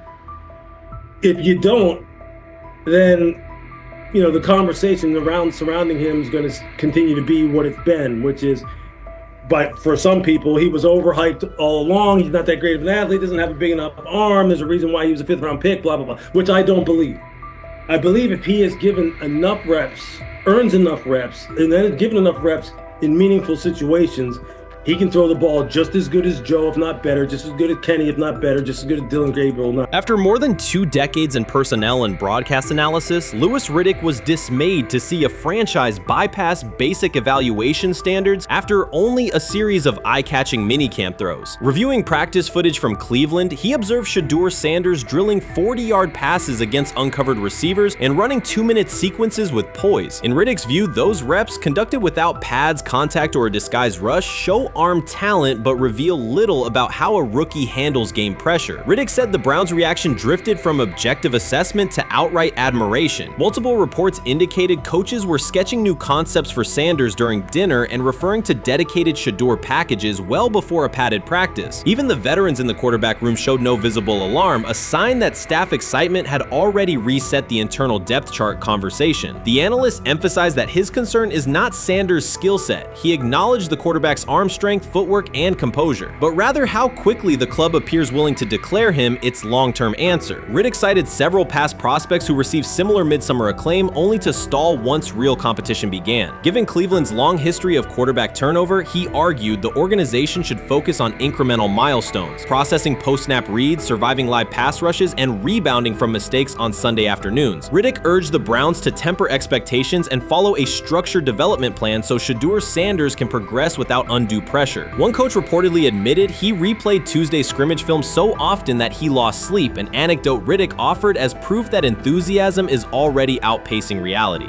All asking now is what is going on with Shedeur Sanders, and so the floor is yours. Maybe you can make sense of this free fall with what was at one point the top-rated quarterback in this draft class. Yeah, Shay, I think at this point in time, this really isn't a football discussion any longer. This is a personal discussion. This is about it's a fit discussion. It's whether or not teams are just comfortable with everything that comes along with Shedeur in terms of who he is as a person, all the people that are surrounding him in terms of his inner circle, and whether or not teams deem that to be something that they're comfortable with. Right or wrong, that's the only thing you conclusion you can really come to at this point. Louis Riddick voiced an escalating concern during the segment. Having witnessed numerous quarterback setbacks in his career, he worries another may be forming. Not because Shedeur Sanders lacks talent, but because the praise around him is growing without restraint. Sanders has simply attended practice, delivered accurate passes, led the huddle, and shown the composure expected of an NFL player. Riddick fears the Browns' reaction, treating routine drills as proof of long-term success, risks setting premature expectations. He cautioned that the organization seems ready to celebrate a franchise savior before Sanders has taken a competitive snap, noting that such early adulation has derailed promising prospects in the past and could impede Sanders' measured development. The rumors have ended. The decision is public. Cleveland Browns owner Jimmy Haslam has informed every level of the organization that unless an unforeseen injury intervenes, Shedeur Sanders will start at quarterback in week 1. The announcement is not an informal suggestion or a quiet push in the background. It is a direct order. Multiple independent reports, amplified most visibly by Colin Cowherd, confirm that Haslam delivered the directive himself. From the owner's viewpoint, the logic is simple. No one else on the roster offers the same combination of talent, leadership, and long-term upside. Joe Flacco is approaching the twilight of his career. Kenny Pickett has shown flashes but remains inconsistent. Dillon Gabriel, taken in the 3rd round, is a developmental project. By contrast, Haslam believes Sanders can alter the franchise's trajectory immediately, and he refuses to allow internal hesitation to stall that possibility. The standoff traces back to April. General manager Andrew Berry and head coach Kevin Stefanski entered the draft wanting a low-profile prospect who would fit quietly into the existing depth chart. They prioritized scheme familiarity, modest public attention, and a clear developmental timeline. When the board lined up, they reached for Gabriel in round 3, reasoning that an early investment would justify keeping a rookie on ice behind the veterans. But Sanders continued to slide, first through day 2, then deep into round 5. Haslam watched the names come off the board, convinced the league's bias against Deion Sanders' outspoken son was obscuring legitimate first-round talent. When Cleveland's 5th-round pick arrived and Sanders was still available, Haslam intervened. He did more than approve the choice, he overrode the original plan, making it clear that the organization would select Sanders and give him every chance to compete. From that moment on, the Browns' internal narrative splintered into 2 camps, those ready to accelerate around their owner's vision, and those still trying to protect their original approach. Once rookie minicamp began, Sanders erased much of the speculation. He commanded huddles, processed coverages quickly, and delivered throws with anticipation that belied his draft slot. Teammates noted his willingness to accept blame for missed timing, then correct the error without dramatics. While Flacco and Pickett split most first-team reps, Sanders treated limited opportunities as full-speed auditions. During organized team activities, he identified blitz looks, redirected protections, and consistently found his second read when the primary route was covered. More than one defensive veteran told local reporters that Sanders looks like the best arm in the building. That assessment forced Berry and Stefanski to reevaluate their timetable. They could no longer label Sanders a long-term project without contradicting on-field evidence. Drafting Gabriel 2 rounds earlier had provided the staff an excuse to slow roll Sanders' ascent. Coaches could point to investment cost, meeting room familiarity, and installation comfort to justify Gabriel's snap share. Yet each practice rep in which Sanders outperformed the 3rd rounder weakened that shield. Behind closed doors, position coaches began requesting more Sanders film for cut-ups, and offensive assistants quietly shifted meeting questions toward concepts the rookie already executed well. By mid-June, Berry himself started describing Sanders not as a developmental asset, but as a competitive option. Those subtle linguistic changes signal the front office's recognition that the narrative had moved beyond their control. Haslam's history with quarterbacks is well documented. His pushes for Johnny Manziel, Baker Mayfield, and Deshaun Watson were high-visibility swings, each driven in part by a desire to generate excitement as well as wins. Critics highlight those choices to question his evaluation track record, yet Haslam perceives Sanders differently. Where Manziel carried off-field concerns, Sanders brings a reputation for professionalism. Where Mayfield's leadership style divided veterans, Sanders' approach has united receivers and linemen. Where Watson's trade involved unprecedented controversy, Sanders arrived at minimal draft cost. Haslam sees a rare chance to capture star potential without mortgaging the future, and he is unwilling to cede that upside to cautious pacing. Cleveland's supporters, weary of revolving door quarterbacks, have rallied around Sanders with unexpected speed. Sales of customized Sanders number 2 jerseys surged within days of rookie minicamp. Training camp ticket requests spiked once local media circulated videos of Sanders making NFL-caliber anticipation rotation throws during 7-on-7 periods. The mood in Northeast Ohio has changed from tentative hope to active belief. Longtime season ticket holders who once shrugged at preseason storylines now debate Sanders' footwork at neighborhood barbecues. Social media engagement for Brown's content has climbed, driven by highlight compilations of the rookie threading seam passes between linebackers and safeties. All of this places Kevin Stefanski in a fragile position. If he opens week 1 with a veteran starter and the offense sputters, criticism will be swift. Each stalled drive will be interpreted as evidence that he ignored the owner's edict and the fan base's intuition. Conversely, if he names Sanders the starter solely under pressure, any early struggles could be framed as proof that Sanders was rushed, further exposing Stefanski to blame. The only sustainable solution is conviction.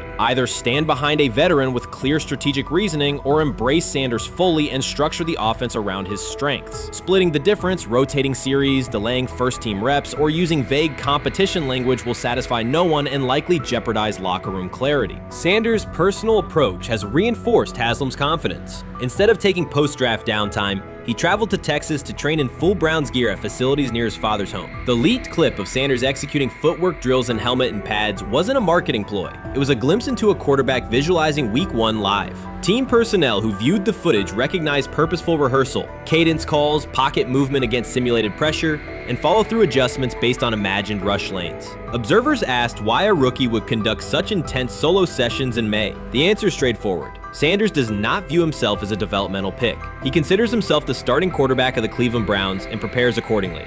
On pure ability, Sanders' arm strength ranks with the league average for starters. His accuracy to the intermediate middle, an area where the Browns' current scheme generates high leverage completions, has drawn consistent praise from receivers. The primary areas still under review are blitz recognition and live bullets and timing on deep outbreaking routes versus press coverage. Those developmental checkpoints are significant, yet daily practice reps show acceleration. In contrast, Flacco's mobility limits the boot action game that Stefanski installed to help Mayfield early in his tenure. Pickett can extend plays, but struggles to attack tight windows between linebackers and safeties, an essential requirement in Cleveland schematics. Gabriel remains an unknown at NFL speed. Thus, the competitive landscape favors Sanders sooner than the coaching staff originally planned. The franchise now stands at an inflection point. Haslam's mandate, the locker room's growing support, and the fan base's enthusiasm all tilt towards Sanders. The front office's earlier strategy, anchored in patience and quiet development, is increasingly untenable. Barry's shift in messaging indicates grudging alignment, but final authority over the depth chart rests with the coaching staff, unless ownership directly intervenes on game day decisions. A move rare, but not unprecedented in the NFL. Should Stefanski align with the owner and name Sanders the starter before preseason concludes, he can claim proactive vision and tailor the offense through training camp. Should he resist and open with a veteran who falters, he risks rapid loss of credibility and possibly his position. Either path carries pressure, but only one aligns with the momentum sweeping through the building. For 2 decades, the Browns have cycled quarterbacks without securing a stable star. Each new hope, whether draft pick or trade acquisition, has collapsed under injuries, inconsistency, or organizational disarray. The possibility that Sanders could finally anchor the position is not merely a football storyline. It is a potential cultural reset for a fan base defined by resilience. Haslam's insistence reflects that awareness. Cleveland needs a leader who can win on Sundays and project confidence every other day of the week. Sanders has shown he can shoulder expectations without retreating from scrutiny. That trait, more than arm talent alone, is why the owner views him as indispensable. Voluntary workouts transition to mandatory minicamp next week. If Sanders receives a substantial share of first-team snaps, observers will interpret it as the staff's acknowledgement that the competition is tilting decisively. A public declaration may not follow immediately, but every rep allocation is a signal. If, however, the staff continues funneling most top unit snaps to Flacco or Pickett, tension will escalate. Local media will question the evaluation process. National analysts will debate the merits of letting a rookie learn through live action versus controlled practice. Inside the facility, players will recognize any disconnect between performance and opportunity, and unity could fray. The Browns have reached a decisive moment. Shedeur Sanders has demonstrated the skill, poise, and work ethic to justify starting in Week 1. Jimmy Haslam has publicly positioned him as the future, and by implication the present, of the franchise. Kevin Stefanski and Andrew Barry must either endorse that vision or brace for the consequences of delaying it. For Cleveland fans, the significance is clear. A legitimate chance to exit the cycle of quarterback uncertainty and rally behind a signal caller capable of commanding the field and galvanizing the city. Whether that opportunity is seized promptly or postponed will define the Browns' 2025 season and likely the tenure of the decision makers involved. Urban Meyer's roster history underscores the absurdity.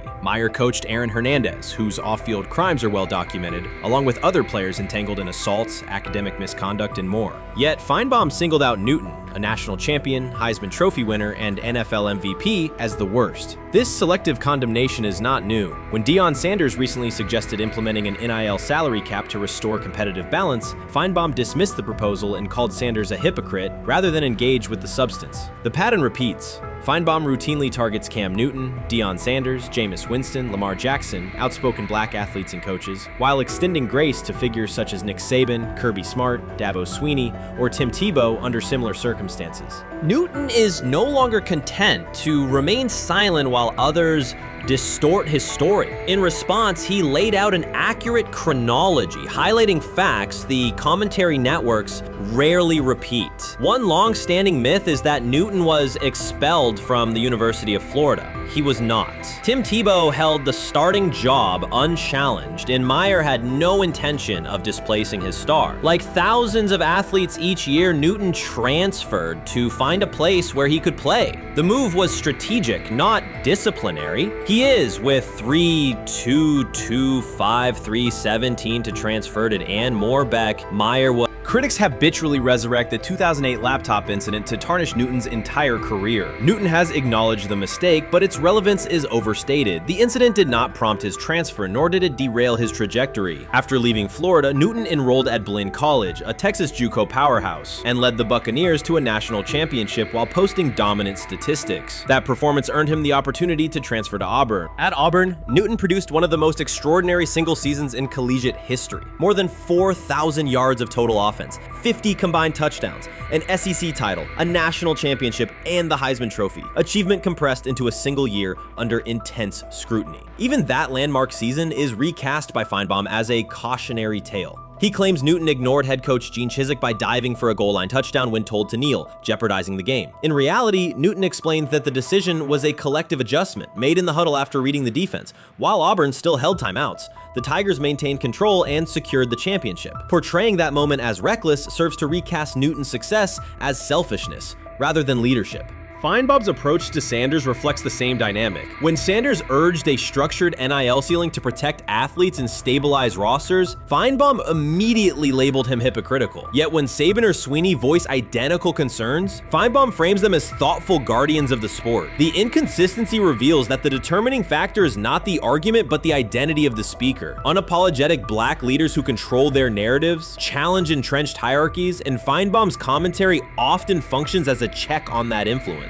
Newton countered Feinbaum's latest attack with a concise statement. "You're lying, Paul. Please stop." Behind those words lay a broader indictment of the media machinery that weaponizes half-truths. By calling Newton the worst player Meyer coached, Feinbaum was seeding doubt among fans, front office evaluators, and future historians. Newton, now an established media presence and entrepreneur, no longer depends on traditional outlets to correct the record. He reminded audiences of three essential truths. He departed Florida on his own terms, he led Auburn with support from coaches and teammates, and he captured every major accolade available in college and professional football without conforming to prescribed expectations. An unspoken rule lingers in American sports discourse. Black athletes may excel, but must do so quietly, gratefully, and without highlighting systemic inequities. Newton broke that expectation early by celebrating with unreserved joy, answering questions candidly, and refusing to minimize his personality. For some commentators, that confidence is reinterpreted as arrogance. Feinbaum's repeated attempts to undermine Newton follow a familiar script of policing behavior rather than analyzing performance. Yet legacy rests not in a pundit soundbite, but in tangible achievements and public memory. Newton's resume, Heisman winner, national champion, NFL MVP, speaks for itself. Millions of fans witnessed his impact on Saturdays and Sundays. Countless young quarterbacks saw someone who looks like them redefine the position's possibilities. The same is true for Sanders, whose player-first coaching philosophy and media savvy continue to influence college football's direction.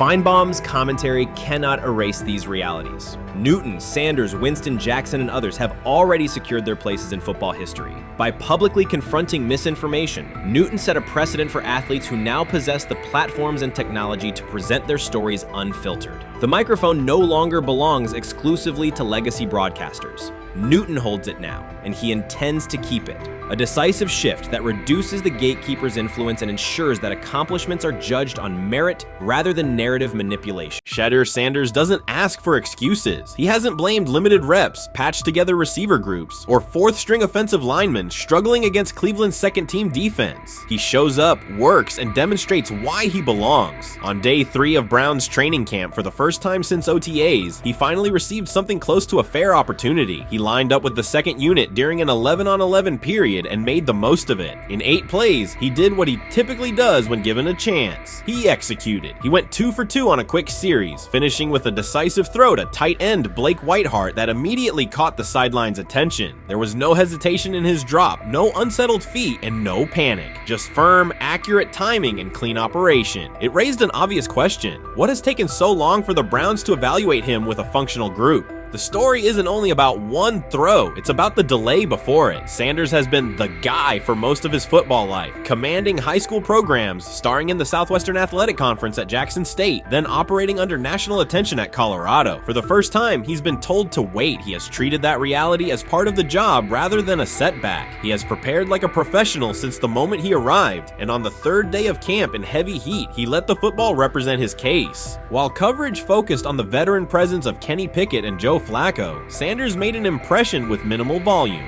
The difference with the second team was immediate. Protection held up, routes were on schedule, and progressions unfolded as designed. Within that structure, he looked like the quarterback who led efficient offenses at Jackson State and Colorado. Calm in the pocket, decisive in his reads, and accurate to tight windows. This was not simply a good practice period, it was a clear statement. He was not just operating the script, he was directing it. The timing was sharp, the reads were clean, and the seam throw to Whiteheart was a high-level anticipation throw, professional in placement and pace. The narrative around Sanders should reflect that when he is placed in a workable situation, his strengths are visible. Early work with 4th unit personnel included protection issues and unreliable spacing. With the 2nd unit, those variables stabilized and his work looked consistent with his resume. The performance supported a straightforward conclusion. The evaluation should move forward with higher quality reps. Sanders has been explicit about his approach. He does not request special treatment. He intends to be prepared so that when an opportunity appears, he can step in without a drop-off. He has said he wants to be ready for anything and not offer explanations after the fact. That mindset fits what teammates and coaches have observed. A quarterback focused on the assignment, not the conversation around it.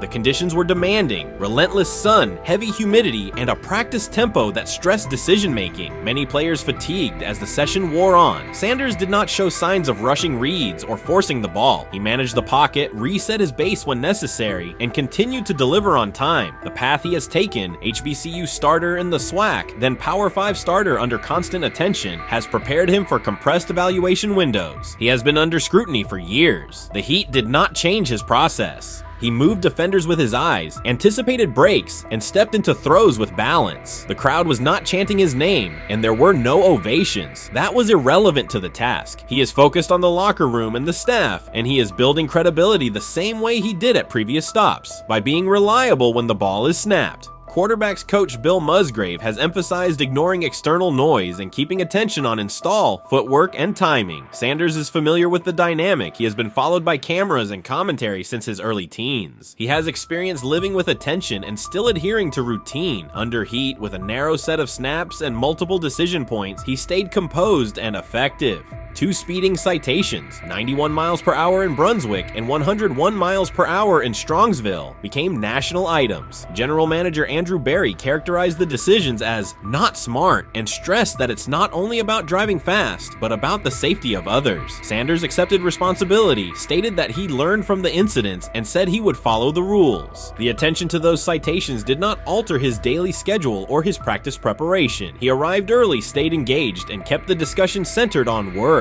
Away from the field, he spent time at Rainbow Terrace in Cleveland after a significant apartment fire, distributing supplies and checking on families affected by the incident. There was no formal media rollout around the visit. It was an instance of direct engagement with the community without publicity attached to it. That reflects the same approach he shows inside the building. Do the work first. Sanders treats each rep as if it might be his last for the day and his only chance to show a specific element on tape. He prepares for protections, cadence variations, route adjustments, and timing with a level of detail that compresses the learning curve. When he is not under center, he studies coverages from the sideline, charts plays, and reviews video before and after practice. He writes down the next day's calls so he can anticipate checks. He has reference using virtual simulation tools to replicate snaps he does not receive physically. That is not a passive stance, it is an active attempt to reduce the distance between classroom and field. He is building relationships across the roster, not just with projected starters. He communicates with defensive backs to understand what they see and how they react to certain stems. He spends time with offensive linemen to align on cadence and protection calls. He connects with newer players away from the facility so that communication improves in practice. That is practical leadership, consistent, low visibility work that becomes obvious when the ball is snapped and the operation is smooth.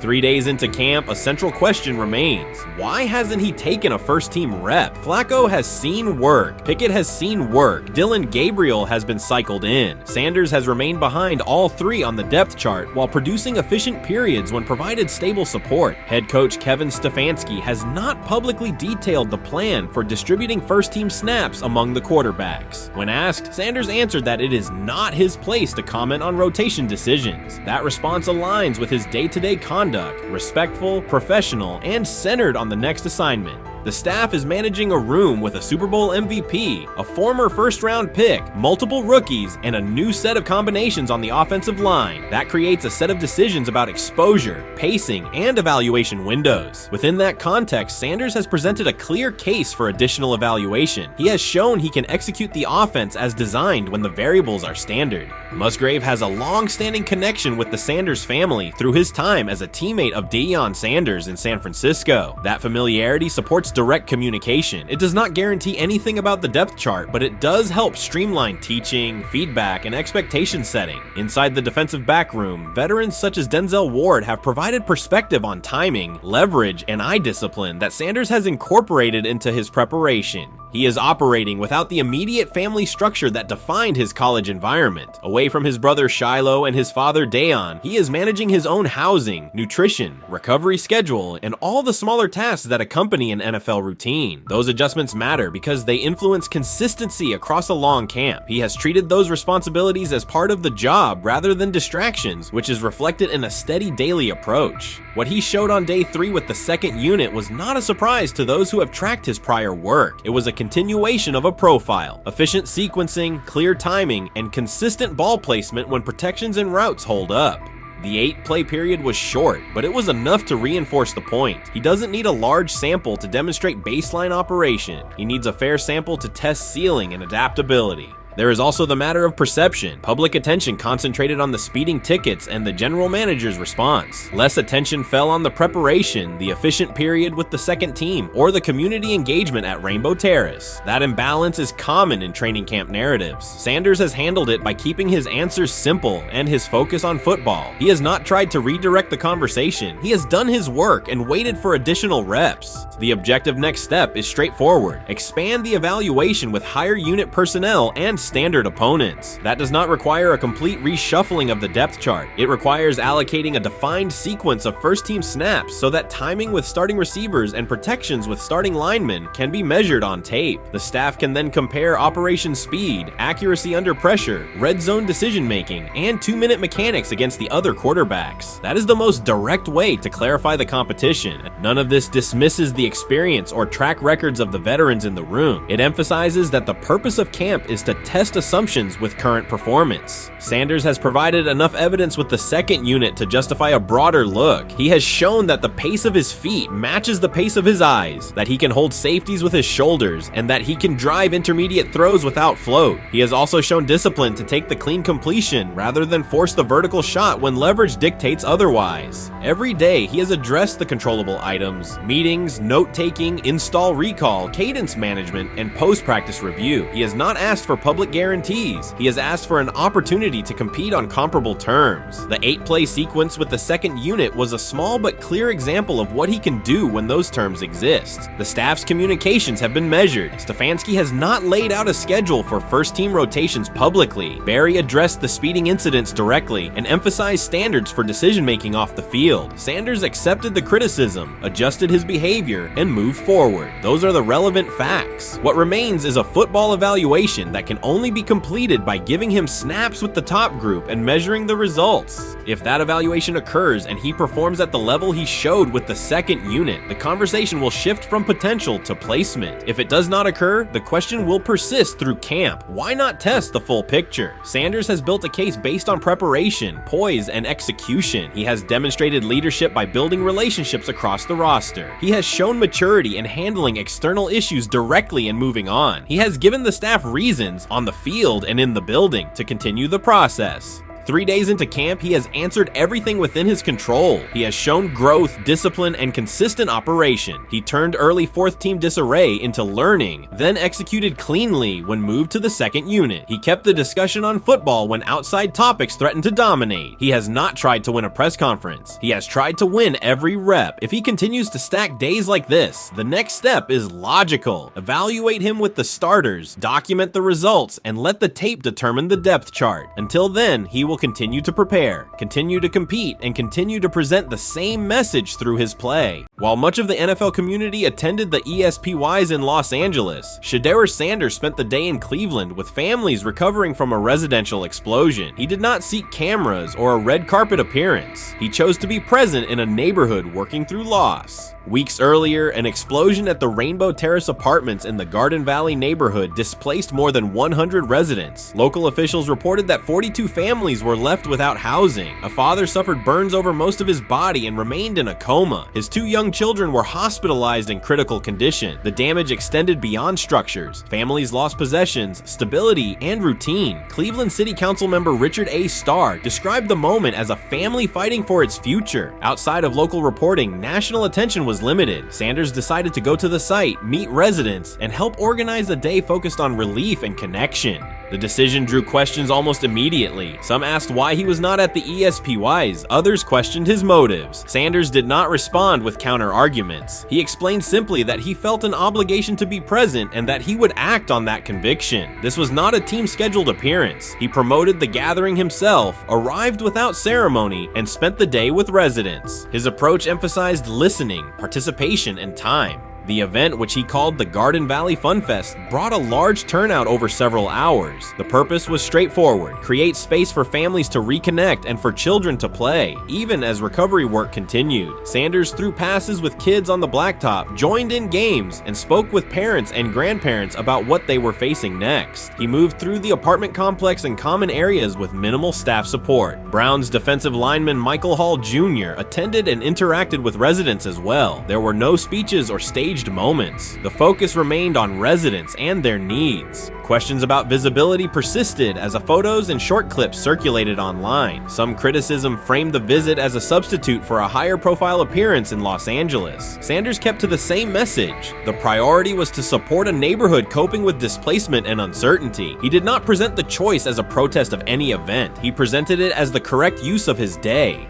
When local media asked about his intent, Sanders said his goal was to provide families with a day of enjoyment and a reminder of community. He added that financial support can help, but that showing up in person also matters. Standing with people, listening to them directly, and offering time. The statement matched the structure of the day. He stayed on site, remained accessible, and left the focus on residents rather than on himself. The timeline mattered to him as training camp approached. Sanders did not connect the visit to his role on the depth chart or his draft position. He kept references to football confined to preparation, learning the playbook, protections, cadence, and timing, seeking guidance from veterans, including Joe Flacco, and staying ready for opportunities when they come. He has repeated that he has time to grow and intends to use it to learn the system and earn trust. The visit did not alter those priorities. He returned to his regular schedule the next day. day. Since arriving in Cleveland, Sanders has treated community work as part of his responsibilities. Before his jersey went on sale, he visited schools, including John Marshall High School, speaking with students about goals, accountability, and effort. He set public objectives confidently, such as long-term aspirations for the franchise, but paired them with routine work in the building, meetings install, film, and on-field reps. The day at Rainbow Terrace fit that pattern. Identify a need, show up, contribute, and avoid unnecessary attention. For residents, the FunFest provided a brief reprieve from ongoing challenges: housing transitions, school logistics, medical appointments, and the paperwork that follows an emergency. For teammates and staff who observed, it was an example of a rookie investing time locally without seeking a headline. For Sanders, it reinforced how he plans to operate in Cleveland: be consistent, be present, and let actions speak.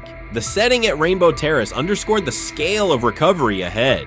Families described the first weeks after the explosion: nights in temporary housing, efforts to replace clothing and essentials, coordination with agencies and community groups. Sanders moved from group to group, speaking with parents about their immediate needs, greeting elders who came to watch the activities, and encouraging kids who wanted to throw a football, run races, or take a photo. He kept the schedule flexible so residents could arrive and leave as they were able.